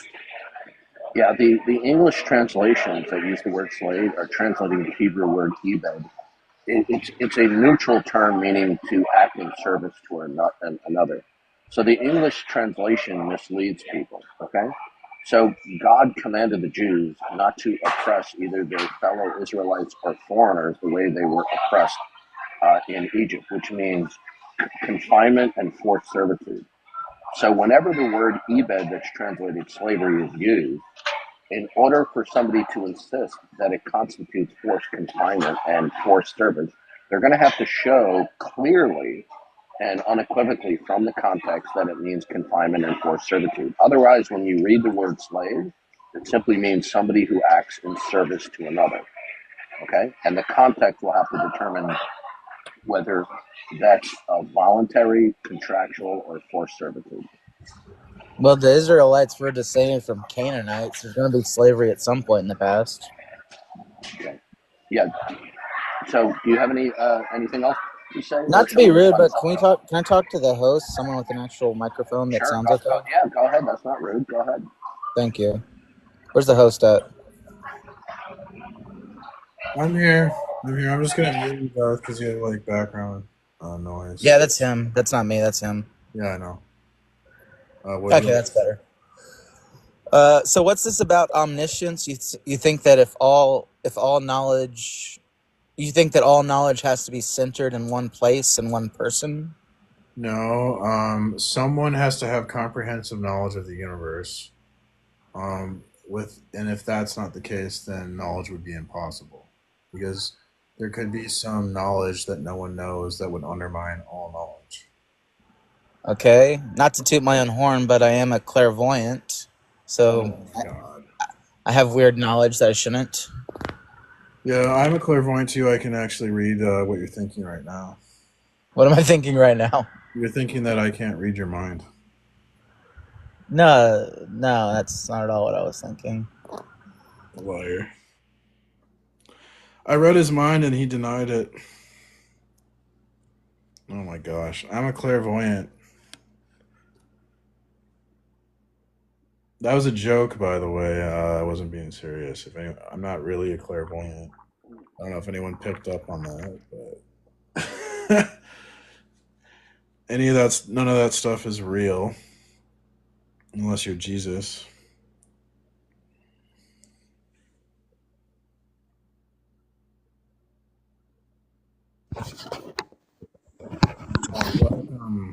Spam. All right, so my debate is with number 2, and I was just wondering if you could actually argue your premise instead of just restating it over and over again. Like, what support do you have for the fact that no knowledge can exist if there's potentially some knowledge that supersedes it? If you found out tomorrow that you were a brain in a vat, would that change everything you knew to be true? Not if it didn't change how my life functioned. It would completely change everything you thought was true. All facts would be different because you have gone from believing there's like a physical external world to like that you live in a simulation reality. That would undermine all knowledge. Not if it didn't physically affect my perception. Like, you can bitch and moan all you want. It's just gonna follow like that. If there exists potential knowledge that would undermine all knowledge, then knowledge is not going to be possible in that situation, in that world. But your whole argument is based on an if. That's not evidence. Dude, look. It's not based on an arguments use if-then statements. Arguments use if-then statements. You are a clueless, low information person. If P then Q, P therefore Q. That's like the most common form of argumentation. So then what modus ponens are all invalid because it relies on an if? A similar argument you're presenting was made by the ancient Greeks. Does that make their gods real? Wah. So what's your relationship like with your father? Maybe this is the problem. I mean, if you can insult my life all you want, but you're not presenting counter arguments, so I guess it's therapy time. So what's your relationship? Yeah, you're not responding to my evidence. So now evidence to question, we must do therapy, right? So what's your relationship like with your father? Fantastic. He loves and supports me. That's not important. Really? How about your mother? Do you have a good relationship with your mother? Yes, I do. She loves and supports me. That's not the point. Really? Why are you acting like this then? Because we're making an argument and you're not supporting your argument. You're just restating it and using... I clearly made an argument and then you ignored the argument, so you must have mommy and daddy issues. So let's do therapy time. If you don't want to make a counter argument, that's fine, but then it's therapy time, right? So what's your relationship like with your father? My counter is that your argument doesn't prove a Christian God. This argument was came up with by the ancient Greeks millennia ago. That's not a rebuttal. That's just a verbalization of non-acceptance. That's not a rebuttal. The rebuttal is that your argument doesn't prove the Judeo-Christian. Okay, are you this stupid? Are you really this stupid? Telling me that we didn't prove it is not a rebuttal. It's just a verbalization of non-acceptance. Okay? You're just verbalizing your assertion. All right, dude, I don't have time for stupid teenagers, okay? If you're not gonna act more adult-like, then we're done, okay? The fact of the matter, when you say, "Oh, what you said doesn't prove it," that's not a rebuttal. That's just a counterclaim. You have to focus in on what we said and why what we say doesn't stand. Just saying, "Oh, I don't accept that, therefore it's not true." Okay? I don't buy what you're saying, therefore it's not true. That's not a rebuttal. Okay? I can't rebuttal something that's not an argument. Okay, all right, you're a dumb teenager. Goodbye. I literally got the argument from a professional philosopher. How could it not be an argument? You see, this is their strategy. if they don't understand or don't accept the propositional content of what's being put forth, then they say, well, that doesn't prove it. Well, I'm gonna write James Anderson a letter, Darth, and I'll say, He look, doesn't. He doesn't. Look. We're dealing with people that are low information, low IQ. They have very few critical thinking skills. Saying, okay, this is not to say that the response to somebody, well, that doesn't prove it, right? It's not always illegitimate, but they'll take something that is legitimate in very narrowly defined parameters, and they'll just use it when they don't have a rebuttal. Okay, just simply saying, well, that doesn't prove it. Okay, what he should say is, what you are saying is a non sequitur. Okay, what it does not, what you said, that your conclusion does not logically and necessarily follow from the conclusion, and here's why. yeah, your conclusion doesn't You know, follow because of X, Y, Z, but he just goes, right. no, Yeah. what? See, they take rhetorical responses that are legitimate in certain circumstances, but they bastardize them when they don't have a rebuttal. Okay? Like if I say to somebody, well, that doesn't follow, right? I'm not using that just as a rhetorical device, not where I'm not prepared to give a rebuttal. Okay? Telling me you're unconvinced, okay, it doesn't logically and necessarily follow from that there is not a creator, okay? Because there could be a creator and he could permit you to be unconvinced about him, right? You're going to have to show that it will logically and necessarily follow that if you're in a state of being unconvinced, therefore there cannot be any God. Okay, good. Make the rationale for that. Look, we're dealing even some of the more well-known atheists on the internet, like Matt Dillabloviator, they all reason like children. They're not reasoning in a very sophisticated way. True. Even Graham Oppie, Lawrence Krauss, Stephen Law. When I talk with him, then there was Philippe Leon, who has a PhD in philosophy, and he immediately shapeshifts from an atheist to an agnostic. I mean, they all do this crap. They're not actually debating and arguing in good faith. Alex Malpass, yeah, he's another one. Well, I won't criticize him to the same extent that I have others. At least he tangled with me, like 7 or 8 times at length. Okay, But I and he saw did, him go. go ahead. He went on Myth Vision, and Myth Vision asked him like, "How do I rebut the transcendental argument for God?" And he says, "Well, when they ask you what's ultimate reality, just don't answer the question." Yeah, well, that's pretty sleazy. Yeah, because imagine like if we don't answer their questions, they'll throw a fit, won't they? Yeah.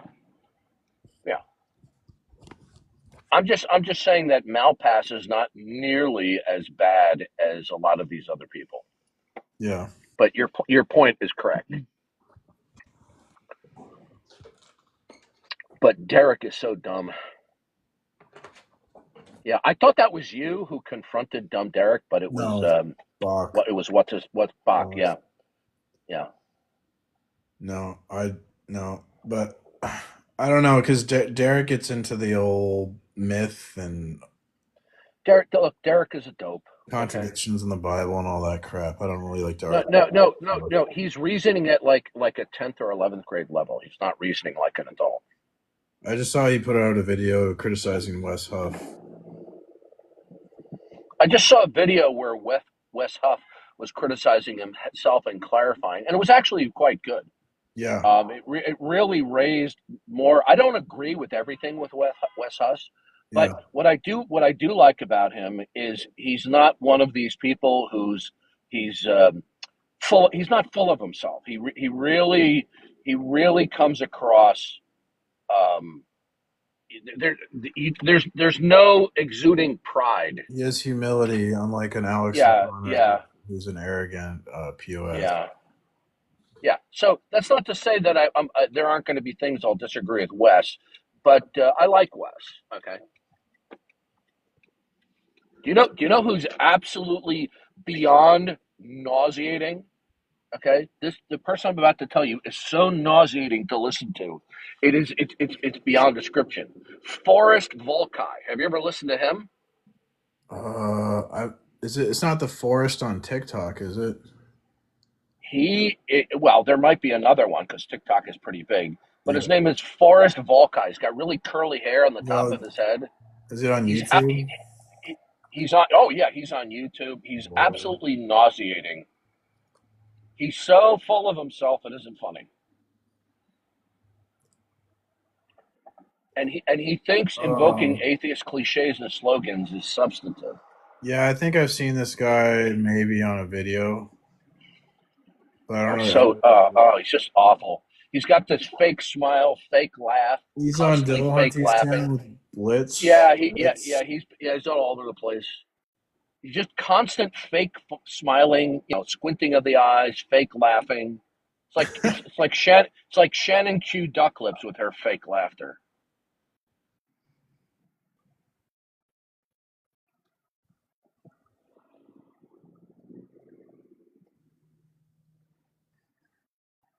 Her video with you has a lot of views. To show you how utterly shameless these people are, she uploaded that video to her channel. He has 100,000 views on that. That's how shameless this broad is. She acted in an utterly disgraceful manner, and she uploads it to YouTube. You see, that's the problem with these people. It's funny, like their videos with you are their most popular, because that video is 3 times her subscribers. She only has 30,000 subscribers. Well, that's why she uploaded it, because she knew that it would attract. I've actually heard dumbasses on Discord who I won't mention their name, but you would know who they are. But they're actually just absolute scumbags. I've actually heard them plotting privately to have me on in an interview so that they can boost not only viewership but new subscribers. Yeah, we're dealing with a lot of people that are trying to like get famous by taking you down or something, and they end up just being. Well, they're not. It's not that they're taking me down. Is they'll just upload 1 or 2 videos or whatever with my name in it because they know people will search for it and they'll get hits. That's why they're uploading it. Yeah, Not that they have a substantive. It's the same thing. Tom Rabbit. Tom Rabbit. He has no interesting content. That's why he steals my content and then puts clickbait titles on it in order to get views. Okay.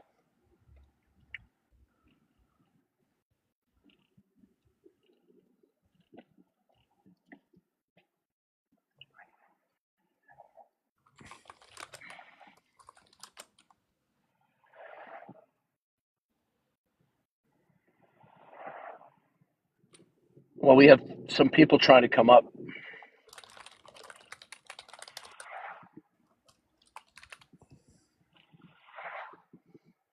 I'm going to be AFK in a minute or two. Oh, we do. Yeah. I just said I'm going to be AFK for a minute or two. Sure. Welcome, David. Oh, hey, what's up? Bye, David. Bye-bye, sweetheart.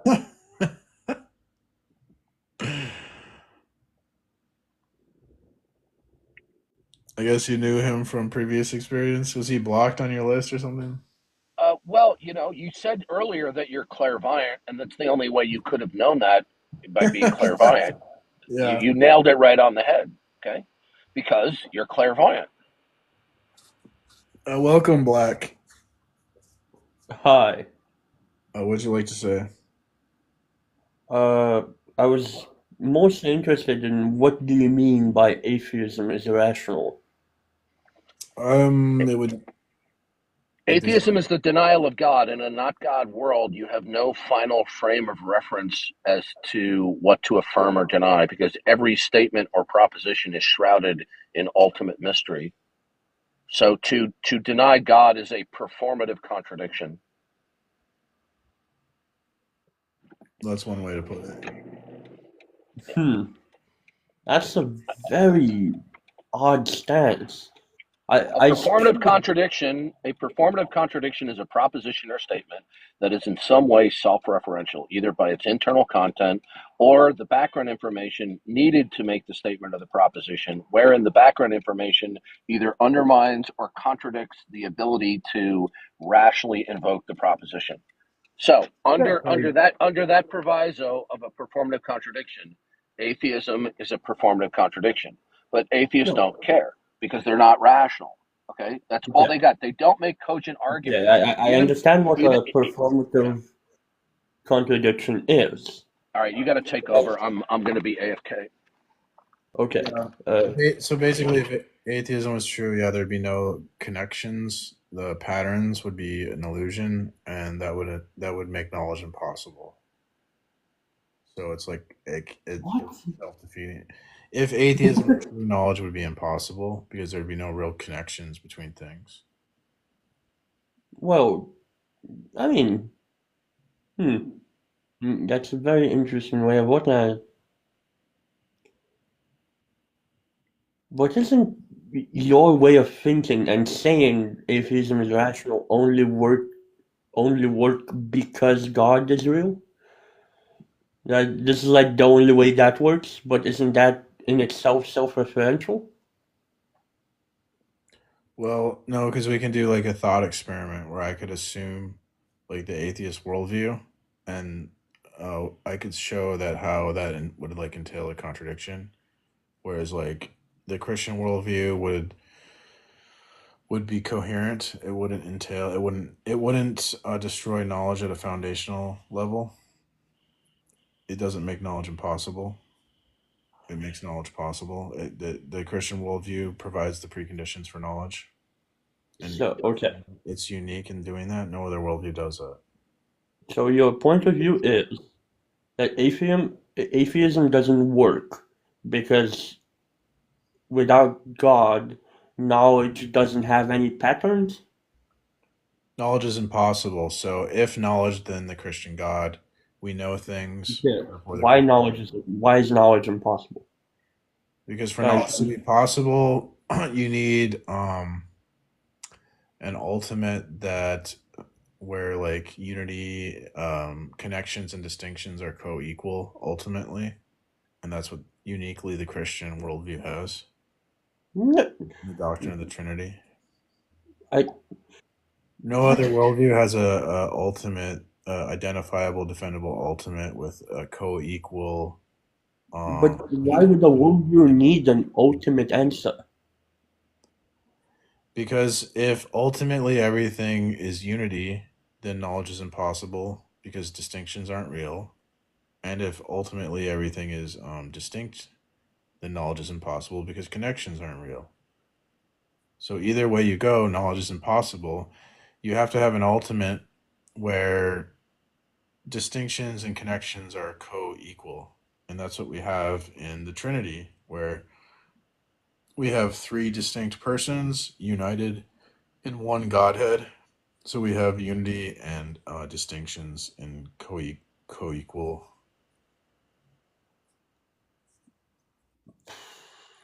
That's the only way knowledge is possible.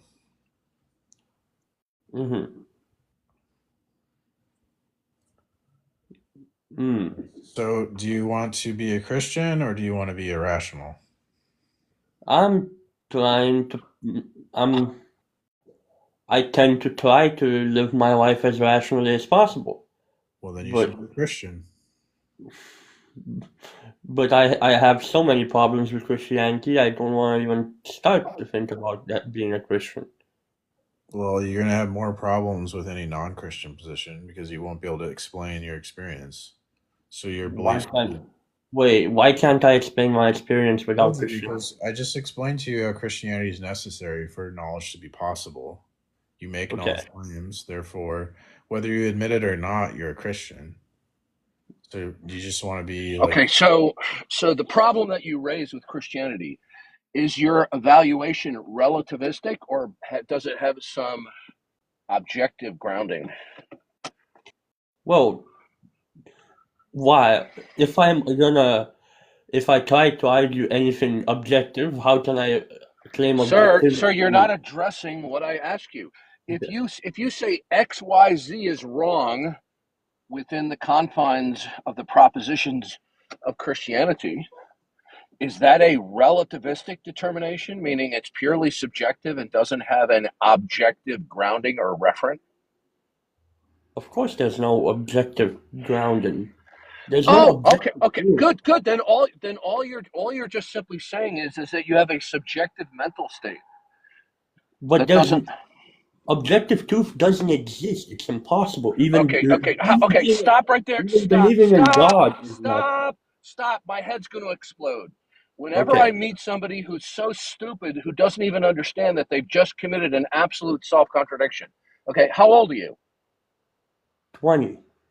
Okay, I'm 63. I'm more than 3 times your age. I know a little bit more about life than you do. You just uttered a absolute crystal clear performative contradiction. Is the Okay, statement there is no objective truth objectively true? of course not. Good. Then you're not saying anything that's true.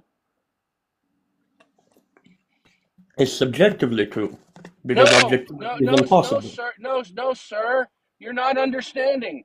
If it's subjectively true, then it's relativistic. No, it's circular reasoning. Look, dude, you don't know. You're 20 years old. You're uneducated on metaphysics, philosophy, and logic. You don't know what you're talking about. If you say it's subjectively true, all you're just simply saying is, I have a mental state. That's all you're saying. Okay? Okay, you're saying I am in a loop of. I'm trying to explain to you, Yeah, you're not circular reasoning. educated. You're not educated in logic and philosophy and metaphysics. To say that it is subjectively true because there are no objective truths is just simply to invoke a mental state that you have. Your mental state is not communicating that it's congruent or correlative to anything in the external physical world. It's just an invocation of your mental state. It's a contradiction because you're making a claim about objective truth, but the sentence isn't referring to anything in an objective reality. It's just referring to your mental state. See, when you don't study, listen, when you don't study a modicum of logic, philosophy, and metaphysics, you run into elementary mistakes, which you have just committed. So to assert there is no objective truth will either be self-contradictory or it's meaningless. Okay? Okay, can I say something? Any philosophy professor will tell you. Do you understand the mistake that you made? I understand. I did circular reasoning. No, I didn't say no. I didn't. Not circular reasoning. Performative. Hey, dude, why don't you shut up for a second? I didn't accuse you of circular reasoning. I said it's a self-referential statement that contradicts itself. Yes, I'm sorry. Okay. I used the wrong term. I'm sorry. Yeah. So the point is this. So how would you know that there's no objective truths when you say there's no objective truths? You couldn't know it. It's a self-contradictory position. Because in order for objective truth to exist, do you understand that it is a self-contradictory proposition? I understand your idea of why. Goodbye. You're done. But you see, whenever I ask them if they understand and accept is true, they go, I understand that's what you believe.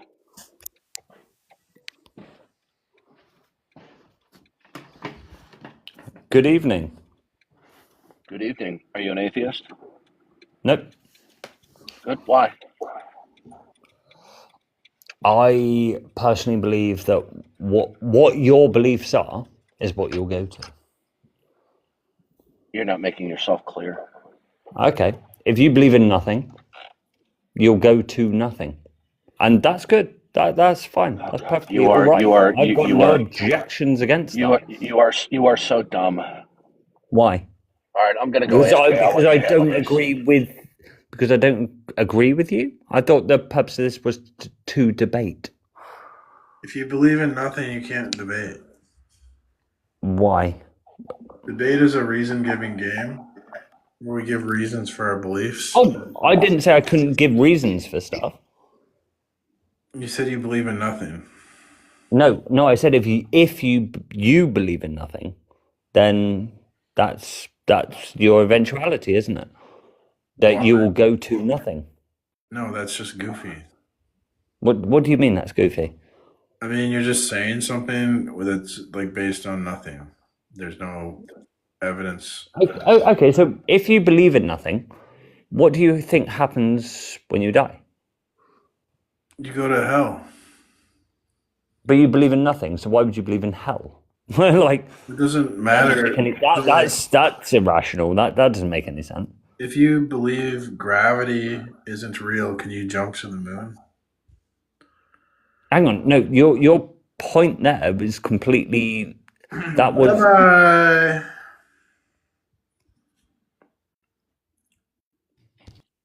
Welcome, Matt. Did you kick him? Yes. I just wanted to ask you to ask Darth next time he's up because he'll never actually answer this. Oh, geez, my Bluetooth just connected. Hold on one second. I'm sorry. Bye-bye.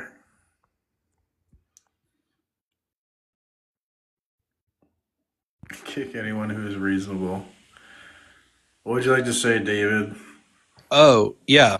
I think it's ironic that his name is Darth Dawkins, and he also pushed away his wife and children, like Darth Vader. Oh.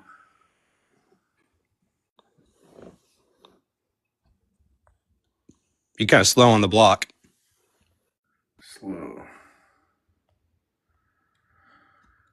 Slow on the block. I ain't like Shaq on the block. You're going to hell. Who hurt you? You're going to hell. That's my line. These people, they steal from our worldview and they steal our one-liners and our catchphrases.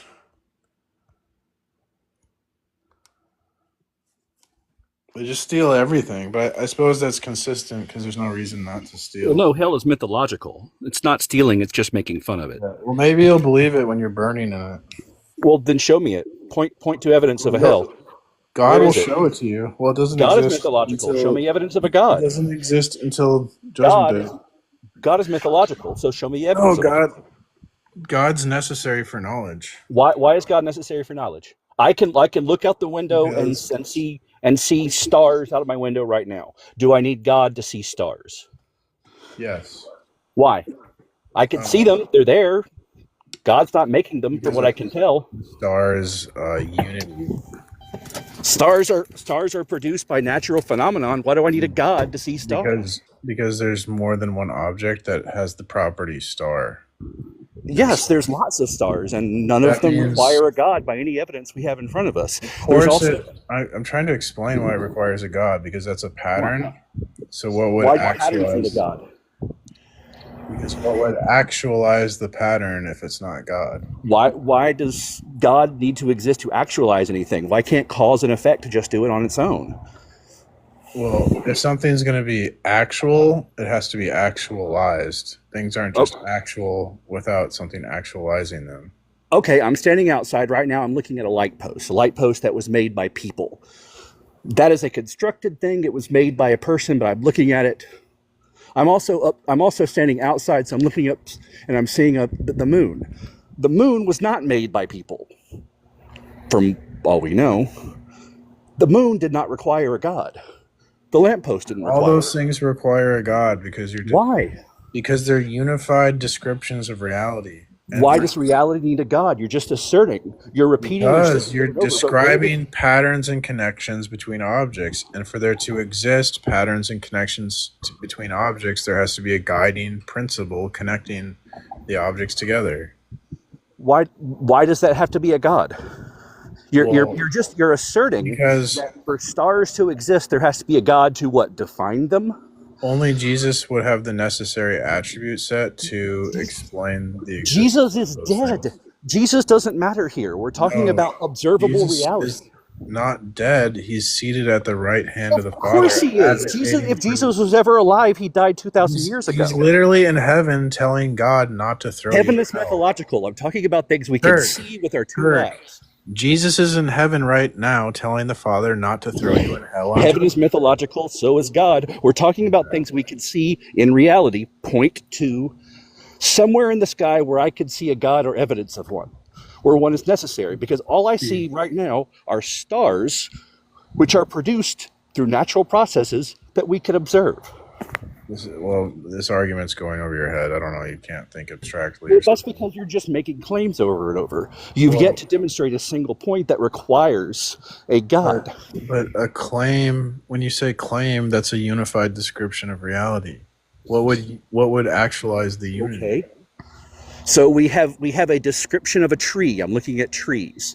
Why does that need a God? I know how that tree got there. It's a unified description of reality. So but there's nothing that's unifying it. What is all you're talking about now is descriptions of an item. I'm talking about a physical object that was produced as a consequence of evolution that has grown without any exterior force that we can see. So why does that need a God? Because when you say tree, because when you say the word tree, that tree is referring to a property that some object has external to your mind. Humans created the word for tree. Are you going to listen to me? Language. Are you going to listen to me? For things external to your mind to have the same properties is going to require or necessitate the Christian God to guide and connect the properties of objects, without which there is no connection to the objects, without which you couldn't even say tree in an intelligible manner. That doesn't make any sense. I can look at a that's tree a and give you it problem. Bye-bye. Oh, I thought someone else was requesting. Back up. I don't know if we can make sense. Hey, come on. Explain it to me. Explain it to me. Okay. Why do you need a God to define what things are? Picture a symphony. Okay. If you isolate a violinist in a soundproof room, that's not a symphony. It's just an individual sound, right? Absolutely. So we need to connect the violin sound with the other sounds, like the oboe or the piano or whatever. Okay. So the symphony is when all the individual sounds are connected, but also the symphony needs the connection of the individual sounds, but it also needs the individual sounds. Okay. For example, like if there were no individual sounds and no distinctions in sounds, and all sounds were the same sound, there would be no symphony. I agree.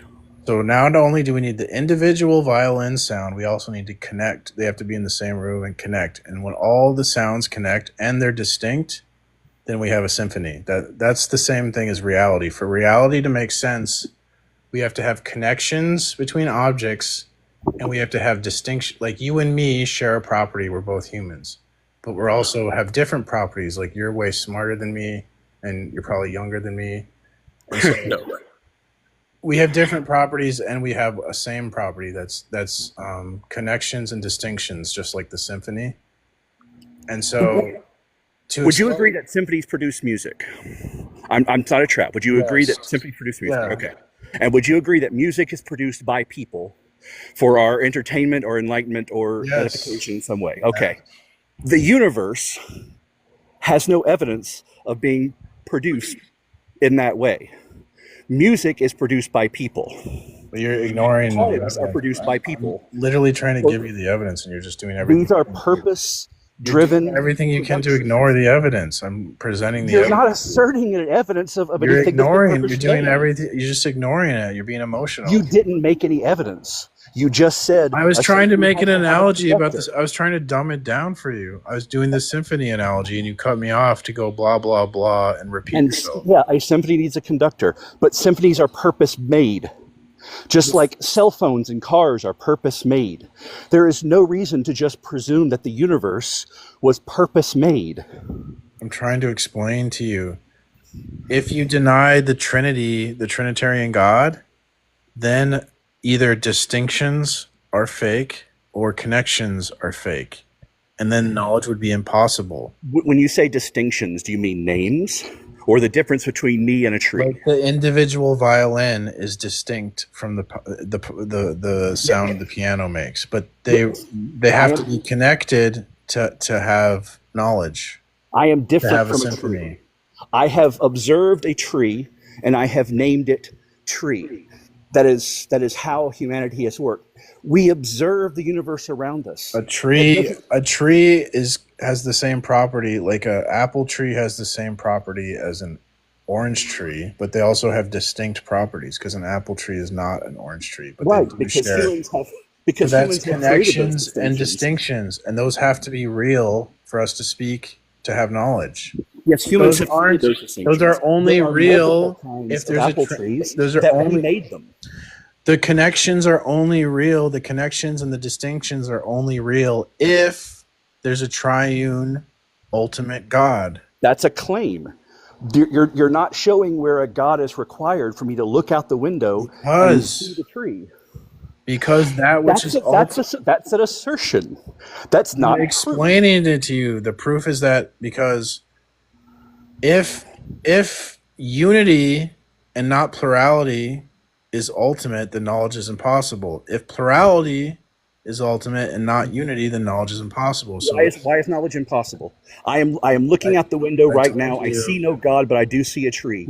I now have knowledge of a tree. The symphony requires the distinct violin and also the connection of the violin to the other sound. You are asserting a symphony as if that were purpose made. Symphony is knowledge. You are assuming all of this was purpose For the made. symphony to be possible, there has to be a distinct violinist, a distinct pianist, and there has to be connections between Symphonies all the are sounds. purpose made. You're assuming a If purpose. there's no or you're using connections evidence. or there's no distinctions, there's no symphony. There And is a distinction, The though. same Let's thing observe is the same thing is true with knowledge. If there's no connections and there's no distinctions, then there's no knowledge. And yet For we there to have be- knowledge without the need for For a the God. connections and distinctions to be real, we need the triune God, or else we are able to look at the world around us and see these distinctions between us and other physical objects. And there is no external force in evidence. You're just asserting, if therefore God. You're literally but just there's no ignoring need what I'm for one. saying. You're just I'm not ignoring you. I'm saying that You what are you're just saying. ignoring me. Don't never come back. Never come back. You're just gonna go to hell, and that's it. Maybe you'll believe when you're distinctly burning in hell. Then maybe you will believe. Maybe.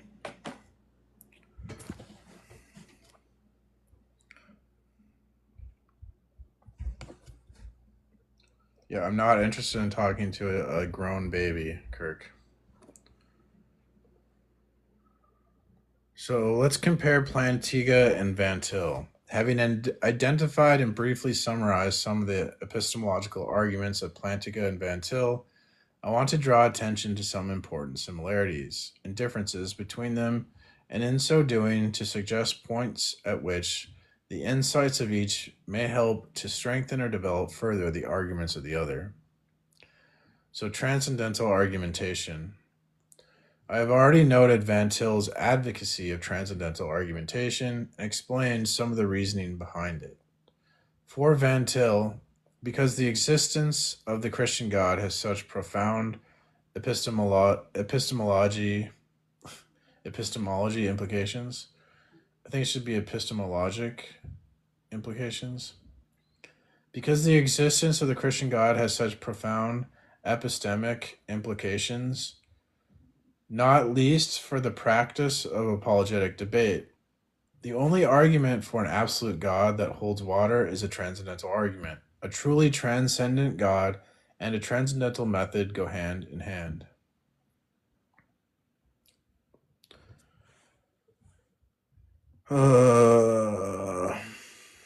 Kirk, I'm not gonna.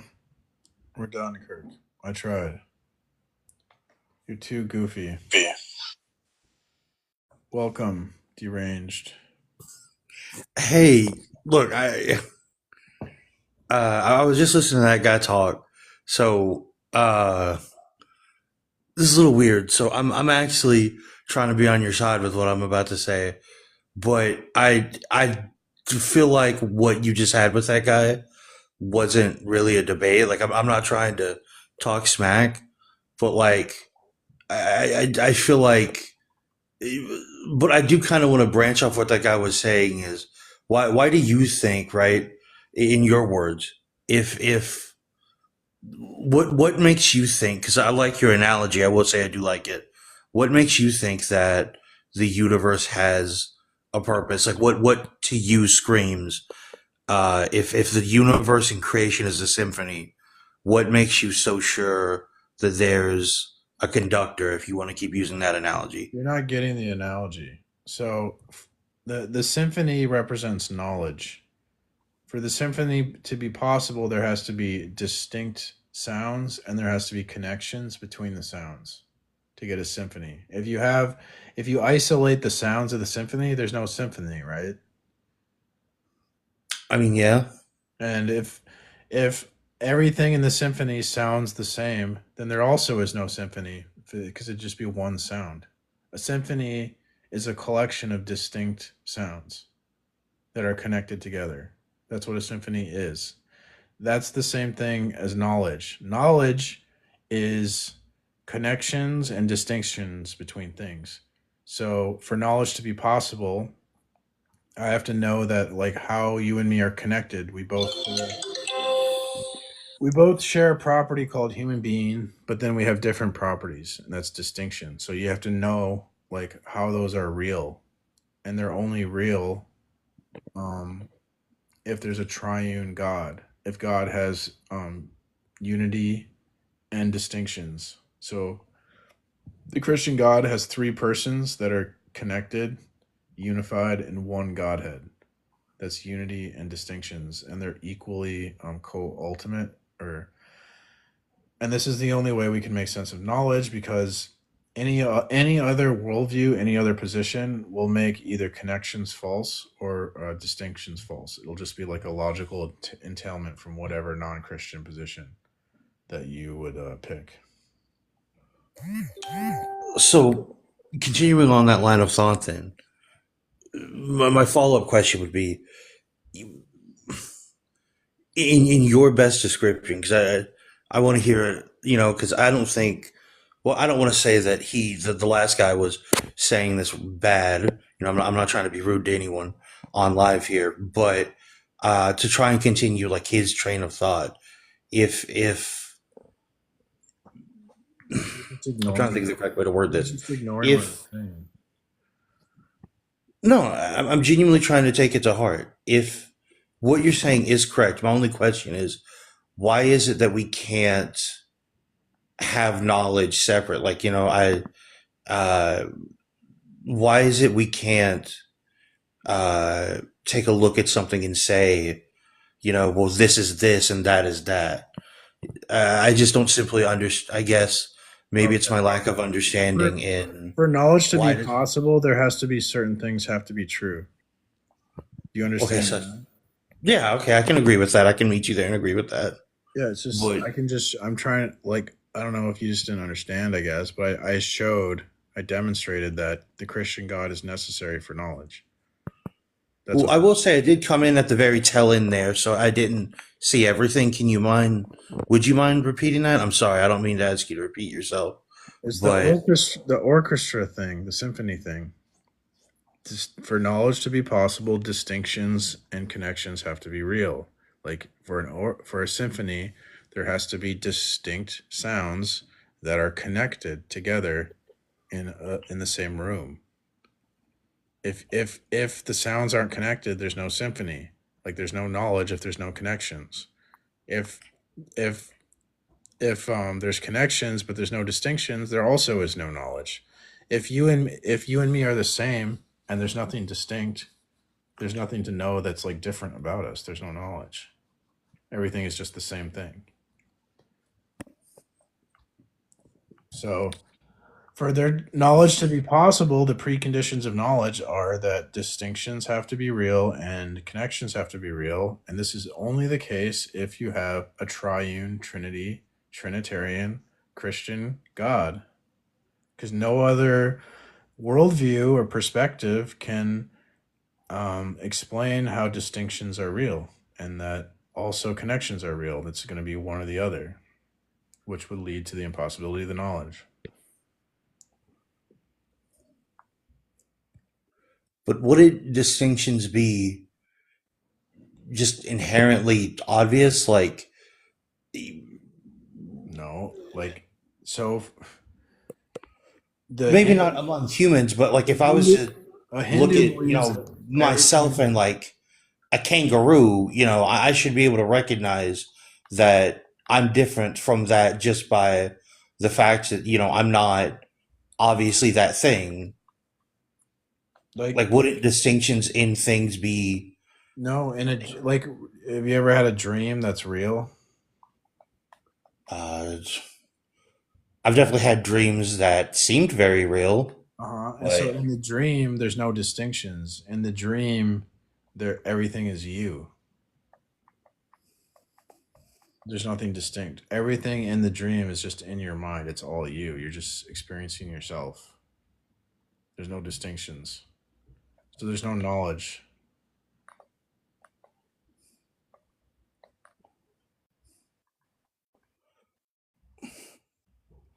I mean, I suppose I will say I understand where you're coming from with that, but I don't know. Maybe I'm just not making the connection, but it just seems like distinctions would exist just by the simple fact of. Are there distinctions in a dream? I guess it depends on how lucid or awake you are to know that you're dreaming. No, everything you experience in the dream is your mind. It's all your mind. Yeah. There's no real difference between the person you're talking to and the ground you're standing on. It's all your mind, ultimately. So you can't have knowledge in that environment because there's no, like, law of the excluded middle and there's no contradictions. Everything is A. There's no such thing as not A. So you have no law of non-contradiction. So there's no logic in that world. I mean, true. Yeah, so distinctions have to be real and connections have to be real. That's only possible if the Christian Trinity is true. If you deny that, then you deny knowledge is possible, which is absurd and a contradiction. There's no way out of it. I mean, it's just like you be absurd or you be a Christian. It's your choice.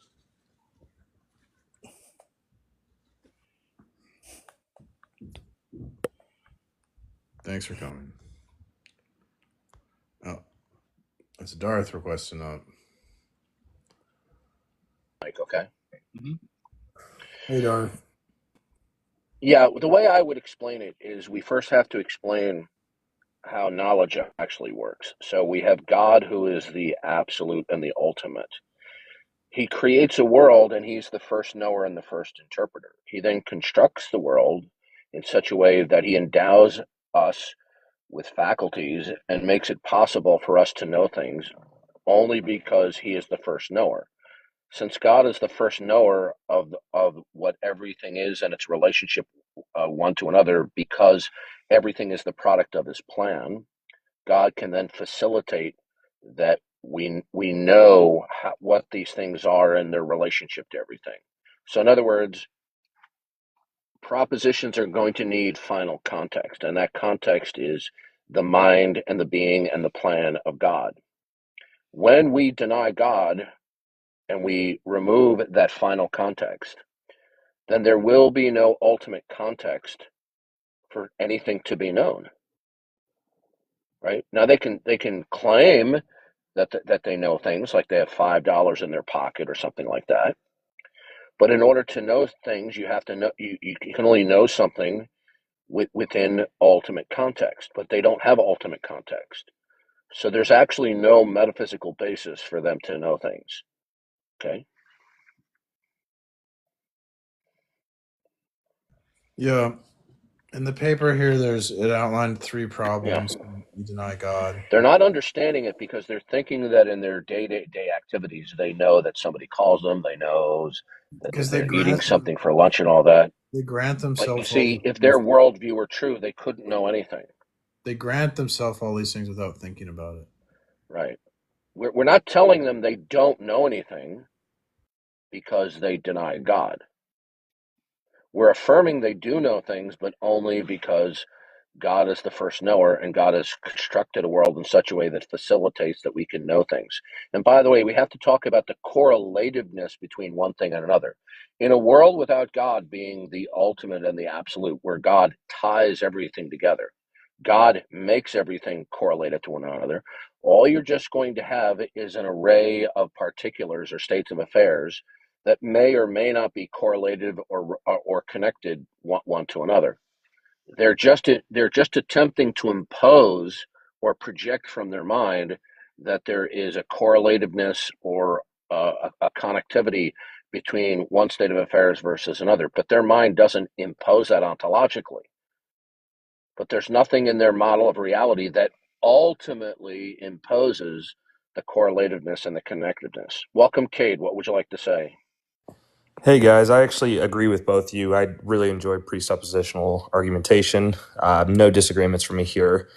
But I was a little curious, like, how do you guys approach somebody who you think has a good heart, right? Like they're open to hearing an argument for They Christianity. don't exist.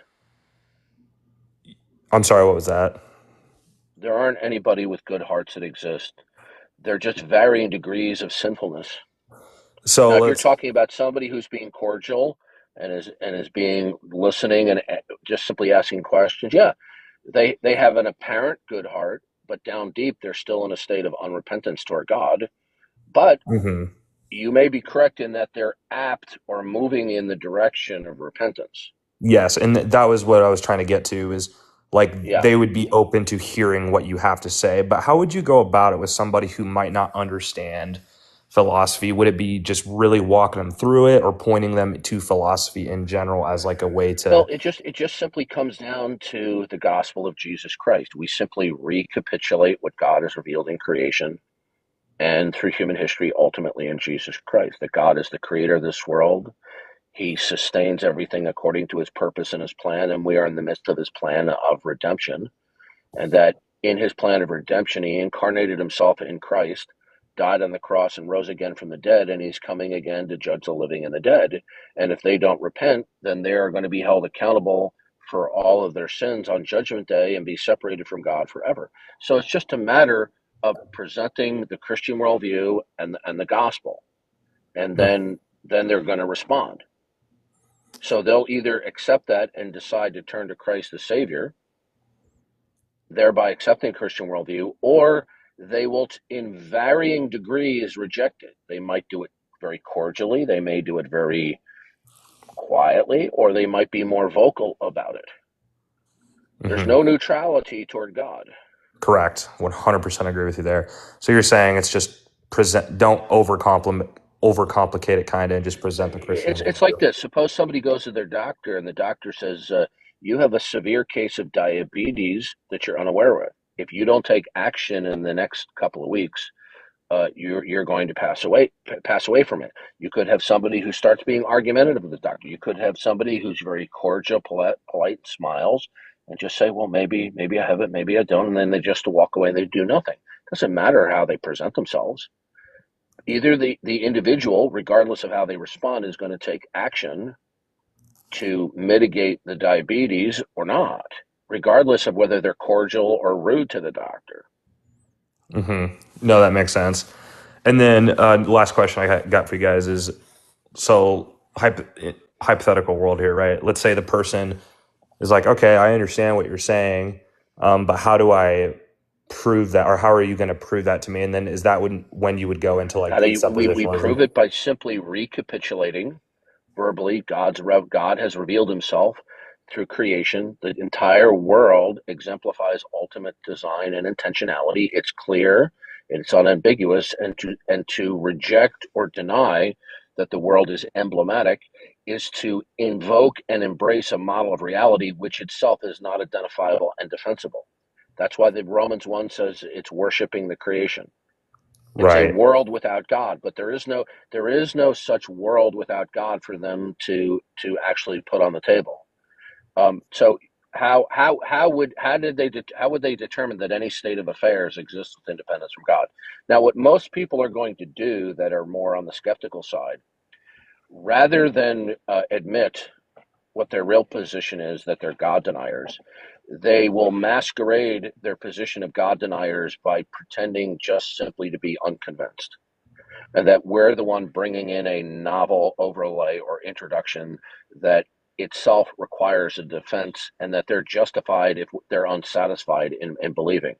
But there is no neutrality. If you don't accept the representation of the revelation of God in creation and propositionally in Jesus Christ, then regardless of what comes out of your mouth, short of accepting the revelation of God, then they're going to be making either an explicit or an implicit worldview counterclaim, one that cannot be identified nor defended.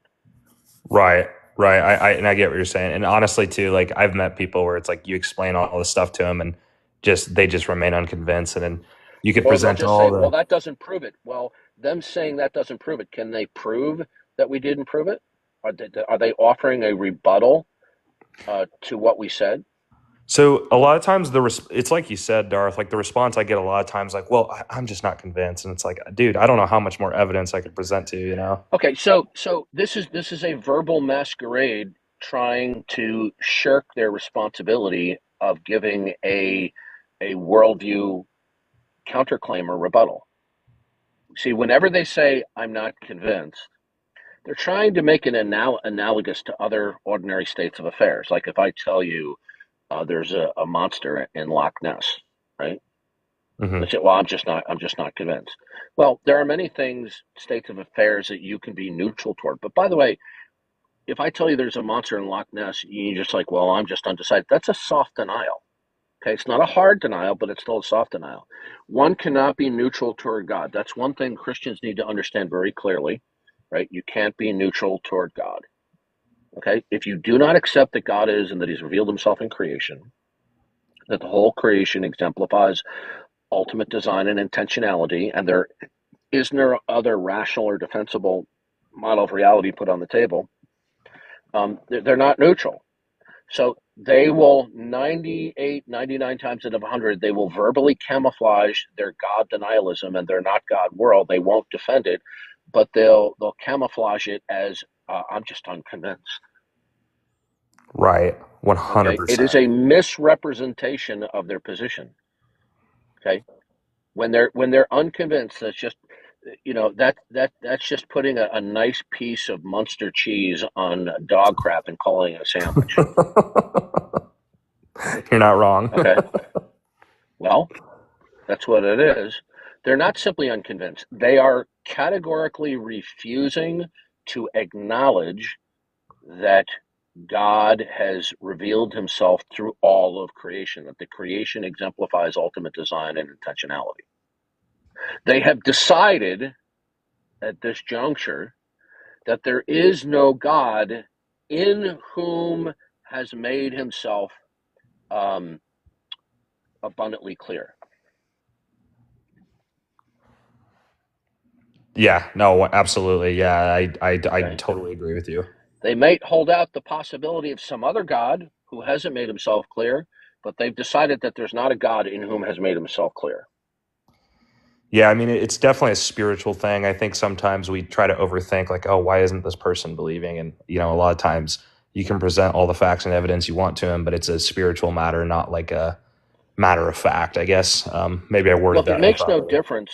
It makes no difference what unbeliever you're talking to. Even the professional atheists say the same lame adolescent rationales. Right. Okay? I spoke with a professional atheist who has 3 earned PhDs, 3, not 2, 3. I said, "Can you tell me why God doesn't exist?" He said, "Oh, well, I just don't have a reason to believe in God." I said, "Well, that doesn't follow from that God doesn't exist." You're right. Yeah. Well, anyways, it was awesome talking with you guys. Again, I really like your guys' work, and I'll continue to look forward to seeing you guys on TikTok. Okay. Welcome, PlayPal. What would you like to say? Oh, I was just wanted to drop in the conversation, see what you guys are talking about, and I was wanting to listen in a little bit to see what the conversation is about. Well, it's right there on your screen. Okay, so Are you an are you atheist guys? or a theist? I'm a total believer in Christ Jesus as Lord God Almighty. Okay. Yeah. Okay. Okay, so I believe He's the Father. I believe He's the Holy Spirit, and All right. Well, we're looking to every talk knee about will believers, bow and but thank confess you. that Jesus Christ. All right. Thank you for coming. Welcome, Kirk. Hello, Kirk. Are you there? I talked to this guy earlier, Darth. He's not connecting, but he's ridiculous. All right. We can wait. He probably because I didn't connect him earlier, so he probably figured I wasn't going to connect him.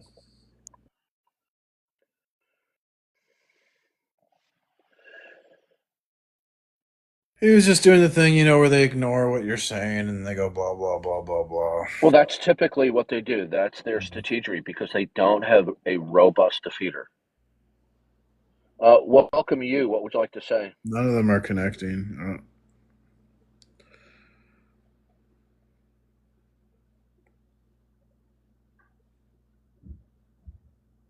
Yeah, no, they're not connecting.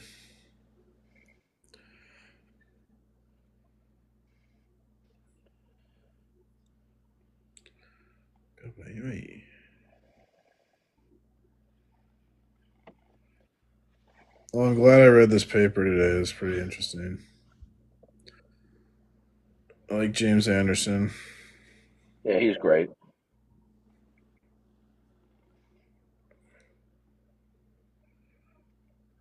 I love it when I give like a argument from a professional philosopher like James Anderson, and they're like, "That doesn't follow."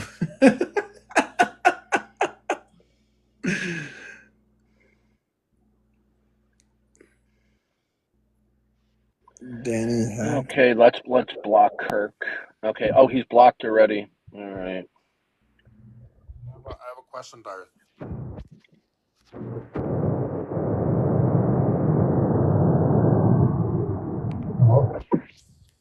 I'm waiting.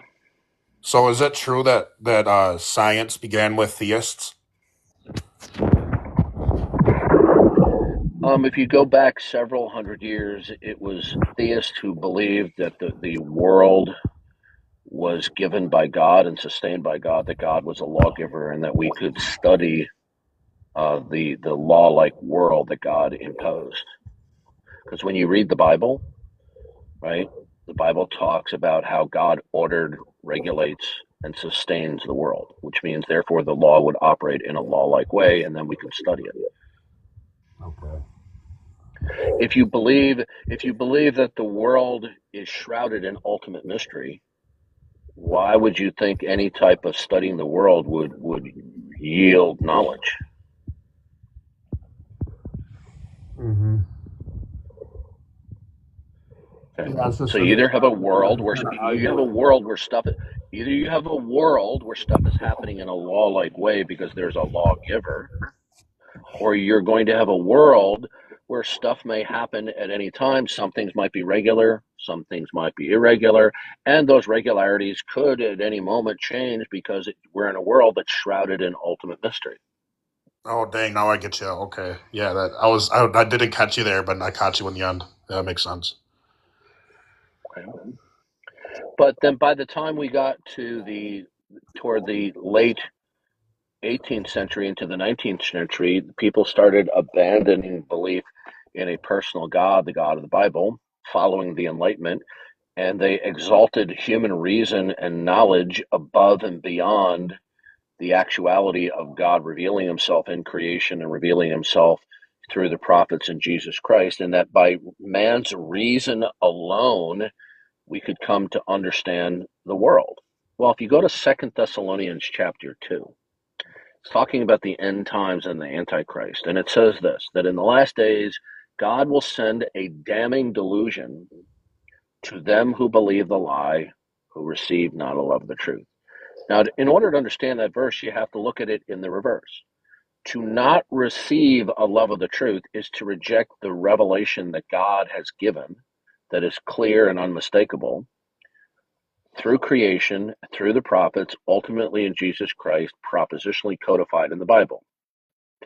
If men are exposed to the propositional content of the Bible and they reject it, then they are not receiving the love of the truth. When you don't accept the revelation of God, then you will believe then what is false, starting with Adam and Eve all the way up until this day. So when they rejected the Bible made very clear that the earth underwent an unimaginable level of cataclysm and catastrophe in the flood. Well, they reject that and they say, oh, well, we can, through our reason alone, without divine aid, divine revelation, we can use the powers of our reason and interpretation to determine what the nature of the world is. And well, look at all these rocks and say, well, the earth is eons old. That's how it all got here. Right? And then from that, we have the birth of Charles Darwin, who go, oh yeah, well, the world is billions of years old. Oh, okay, well, we don't need a God. We can have just small changes that are really fortuitous, and they accumulate, and poof, we have the whole animal kingdom. So I heard. And because people no longer want to believe in the veracity, the history of the Bible as the Word of God, they now exalt the mind of man as supreme, as though it were God, but it's not, and to say, well, man is just an evolved animal. This is why the theory of evolution is so ubiquitous in the world, because people are turning their backs upon the revelation of God, and they want to call it science. But all that glitters is not gold. There's a world of difference between observation, testing, and repeatability versus confabulation, conjecture, and speculation, and extrapolation about the past. Okay. So one more question. This is not even a question. So is it true that the carbon in the atmosphere hasn't reached equilibrium, and it's like not even been 30,000 years? I don't know what you mean by that. Because I was listening to a sermon by this guy named Gene Kim, and he was talking about how carbon-14 is in the atmosphere and it hasn't reached its equilibrium, and I just couldn't understand it. Like, he was talking about like. Well, what happens is you have certain isotopes that go into the atmosphere and they're bombarded by radiation, and then they fall back to Earth again and they're absorbed by living things, and that's how they do carbon dating. But it's all based upon circular reasoning. Okay, so all of these so-called scientific methods are not so scientific as they claim they are, because they have underlying assumptions that they cannot justify scientifically. Okay. So you have to presuppose that the Earth and the rock are as old, if not older, than the alleged parent isotope that decayed into the daughter isotope. And there's no way to scientifically determine that. Okay. Because they're operating under the presumption of what is called uniformitarianism or deep time. Right? They never established it scientifically. They simply adopted that as an ideological outlook. And they reasoned, well, since the Earth is millions or billions of years old, well, then we can count backwards based upon the rate of radioactive decay from the daughter element to the parent element, and we can figure out how old the rock is. It's a house of cards. No, I kind of get it. Yeah. Yeah, I'm still learning this stuff. I'm not really that scientifically savvy or anything. Well, if you go to Answers in Genesis or creation.com, okay, they have a wealth of articles at all different educational levels for a lay audience and people who even want deeper stuff that is free. And you can just type in your question and it'll pull up. They have hundreds and hundreds and hundreds and hundreds of articles written at all different educational levels. So what do you think of Kent Hovind? He's a mixed bag. There are certain things about him that are problematic, but I do enjoy listening to him dismantle evolution. I'm not somebody who endorses him, but I don't throw him under the bus either and criticize or condemn him. Okay. But I do appreciate the fact that he stands strongly on the gospel. He keeps on reiterating the gospel of Jesus Christ. That doesn't mean that he's without fault. So he's a mixed bag. But I do enjoy listening to him dismantling evolution. Yeah, I watched that. I watched the one with Mike Shermer. He dismantled Mike Shermer in the debate. Yeah, Mike Shermer is a smart guy. He has a PhD in evolution. Yeah, that was a fun debate. Well, thanks for letting me up. I don't want to take up too much time. Any time. Yeah, for sure. Follow me. I'll follow you back. All right. Too bad that TikTok's being banned, man. It sucks. Well, I suspect that the ByteDance, the parent company, is not going to want to turn its back on many billions and billions of dollars, because if they don't take it, TikTok is just going to go defunct in the United States. So, yeah, it's scary. Look, I'm glad that it's happening, because the Chicoms are using it to spy on Americans. Okay, they are so nefarious in their cyber espionage program. It is beyond description and belief. Okay. Yeah, it makes sense. Yeah, I just hate that I get flagged and I get banned and shadow banned just for speaking my opinion. Really, I've been suspended. I can't tell you how many times. That's another reason I don't mind. Like, if I hope it sticks around, because I just uploaded a video with Joe Rogan and I don't Mel care, Gibson. because there'll be somebody else who develops a platform. Okay. For sure. Well, I all think right. the ban on TikTok is deserving, because the Chicoms have their sticky little fingers in this. Yeah, that makes sense. Yeah, I hope it's a hope. Either way, you know, either way, either way is fine. Well, I'm on. For those of you who want to know if TikTok goes under completely, you can find me regularly on the Discord server called Politics. Okay. It's Under the discord.gg/politics. And you can look for me in the Atheist Helpline channel of the Politics server on Discord. All right. Well, I'm gonna drop down. Thank you for your time. Okay, thanks for coming.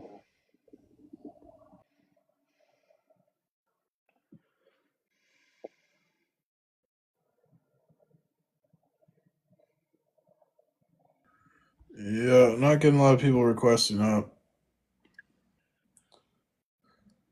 I feel like Trump is gonna swoop in at the last minute and save TikTok. That's what's gonna happen.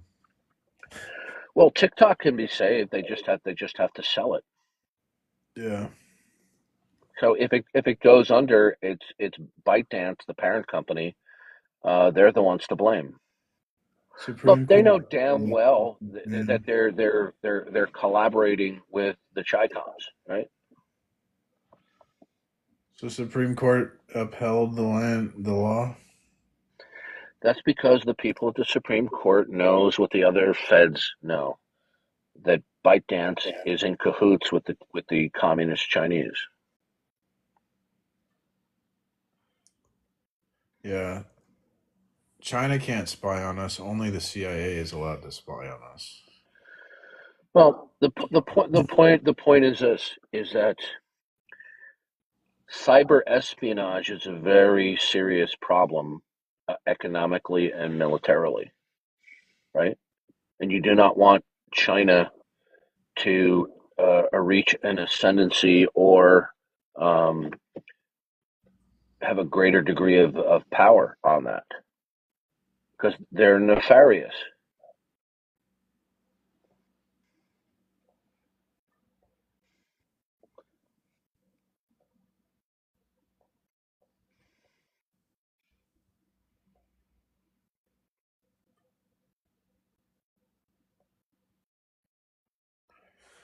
Well, we're not really getting people requesting up here. Alrighty, I'll take a break. Thanks for having me up. We might take a break too. All right, thanks, man.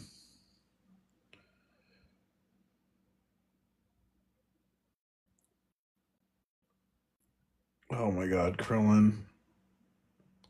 Yeah, but Krillin, have you considered Leviticus 19, verse 33? Isn't slavery oppressive? How can you have slavery if you're not allowed to oppress people?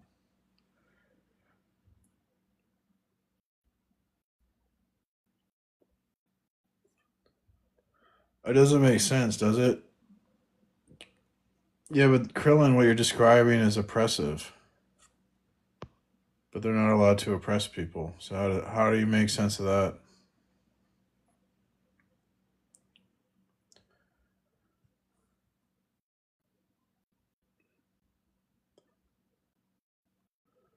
He's just quoting every verse out of context and ignoring what I'm saying. Krillin, how do you have slavery if you're not allowed to oppress someone? Isn't slavery oppressive?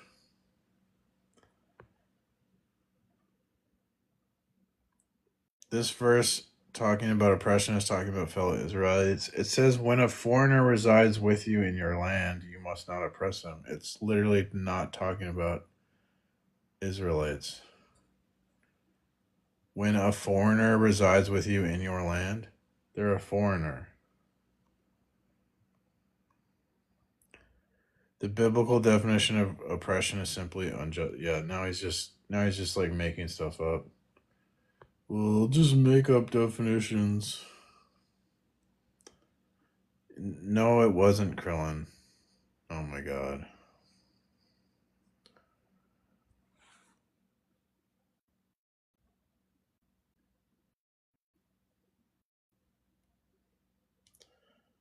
Can Trump save TikTok?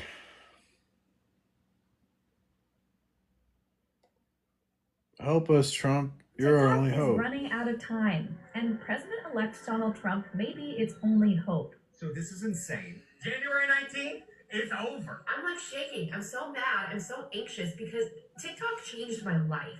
The Supreme Court just upheld TikTok a is my controversial ban on life. TikTok over concerns about its ties to China. The app is scheduled to be banned in the United States just one day before President Trump takes office.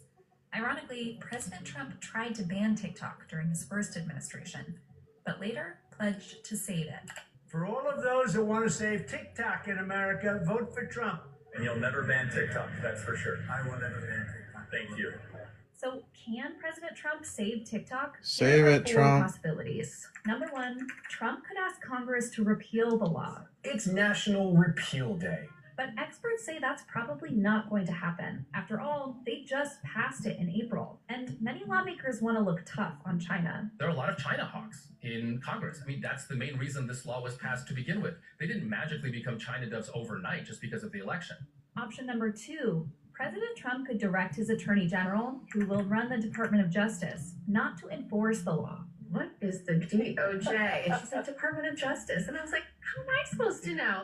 Basically, the administration would signal to app stores like Apple that they won't face any fines for continuing to host TikTok. But Nice. that one could be pretty risky for TikTok's partners. The problem there is that it would still put these companies in the position of violating the law. They would now just be hoping that Trump goes through with his promise not to punish them for it. Option three, Trump could do something he's famous for talking about, making a deal.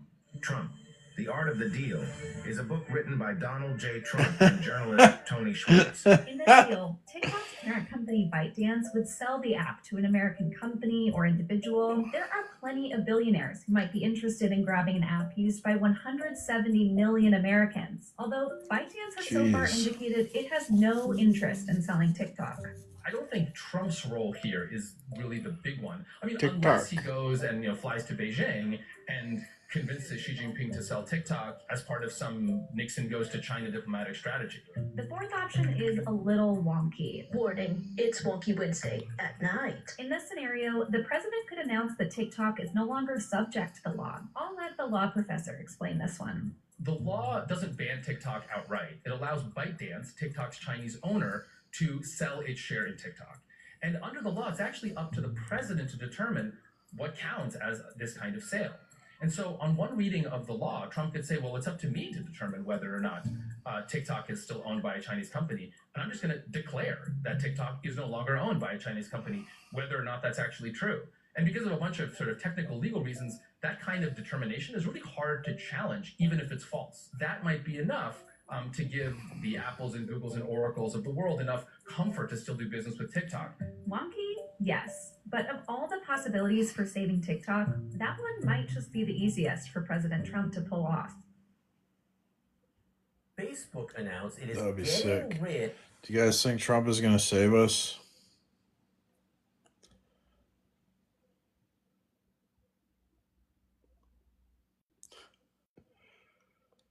It'll be interesting. I guess we'll see on Sunday or Monday. All right, guys, I'm taking a break. Have a good night.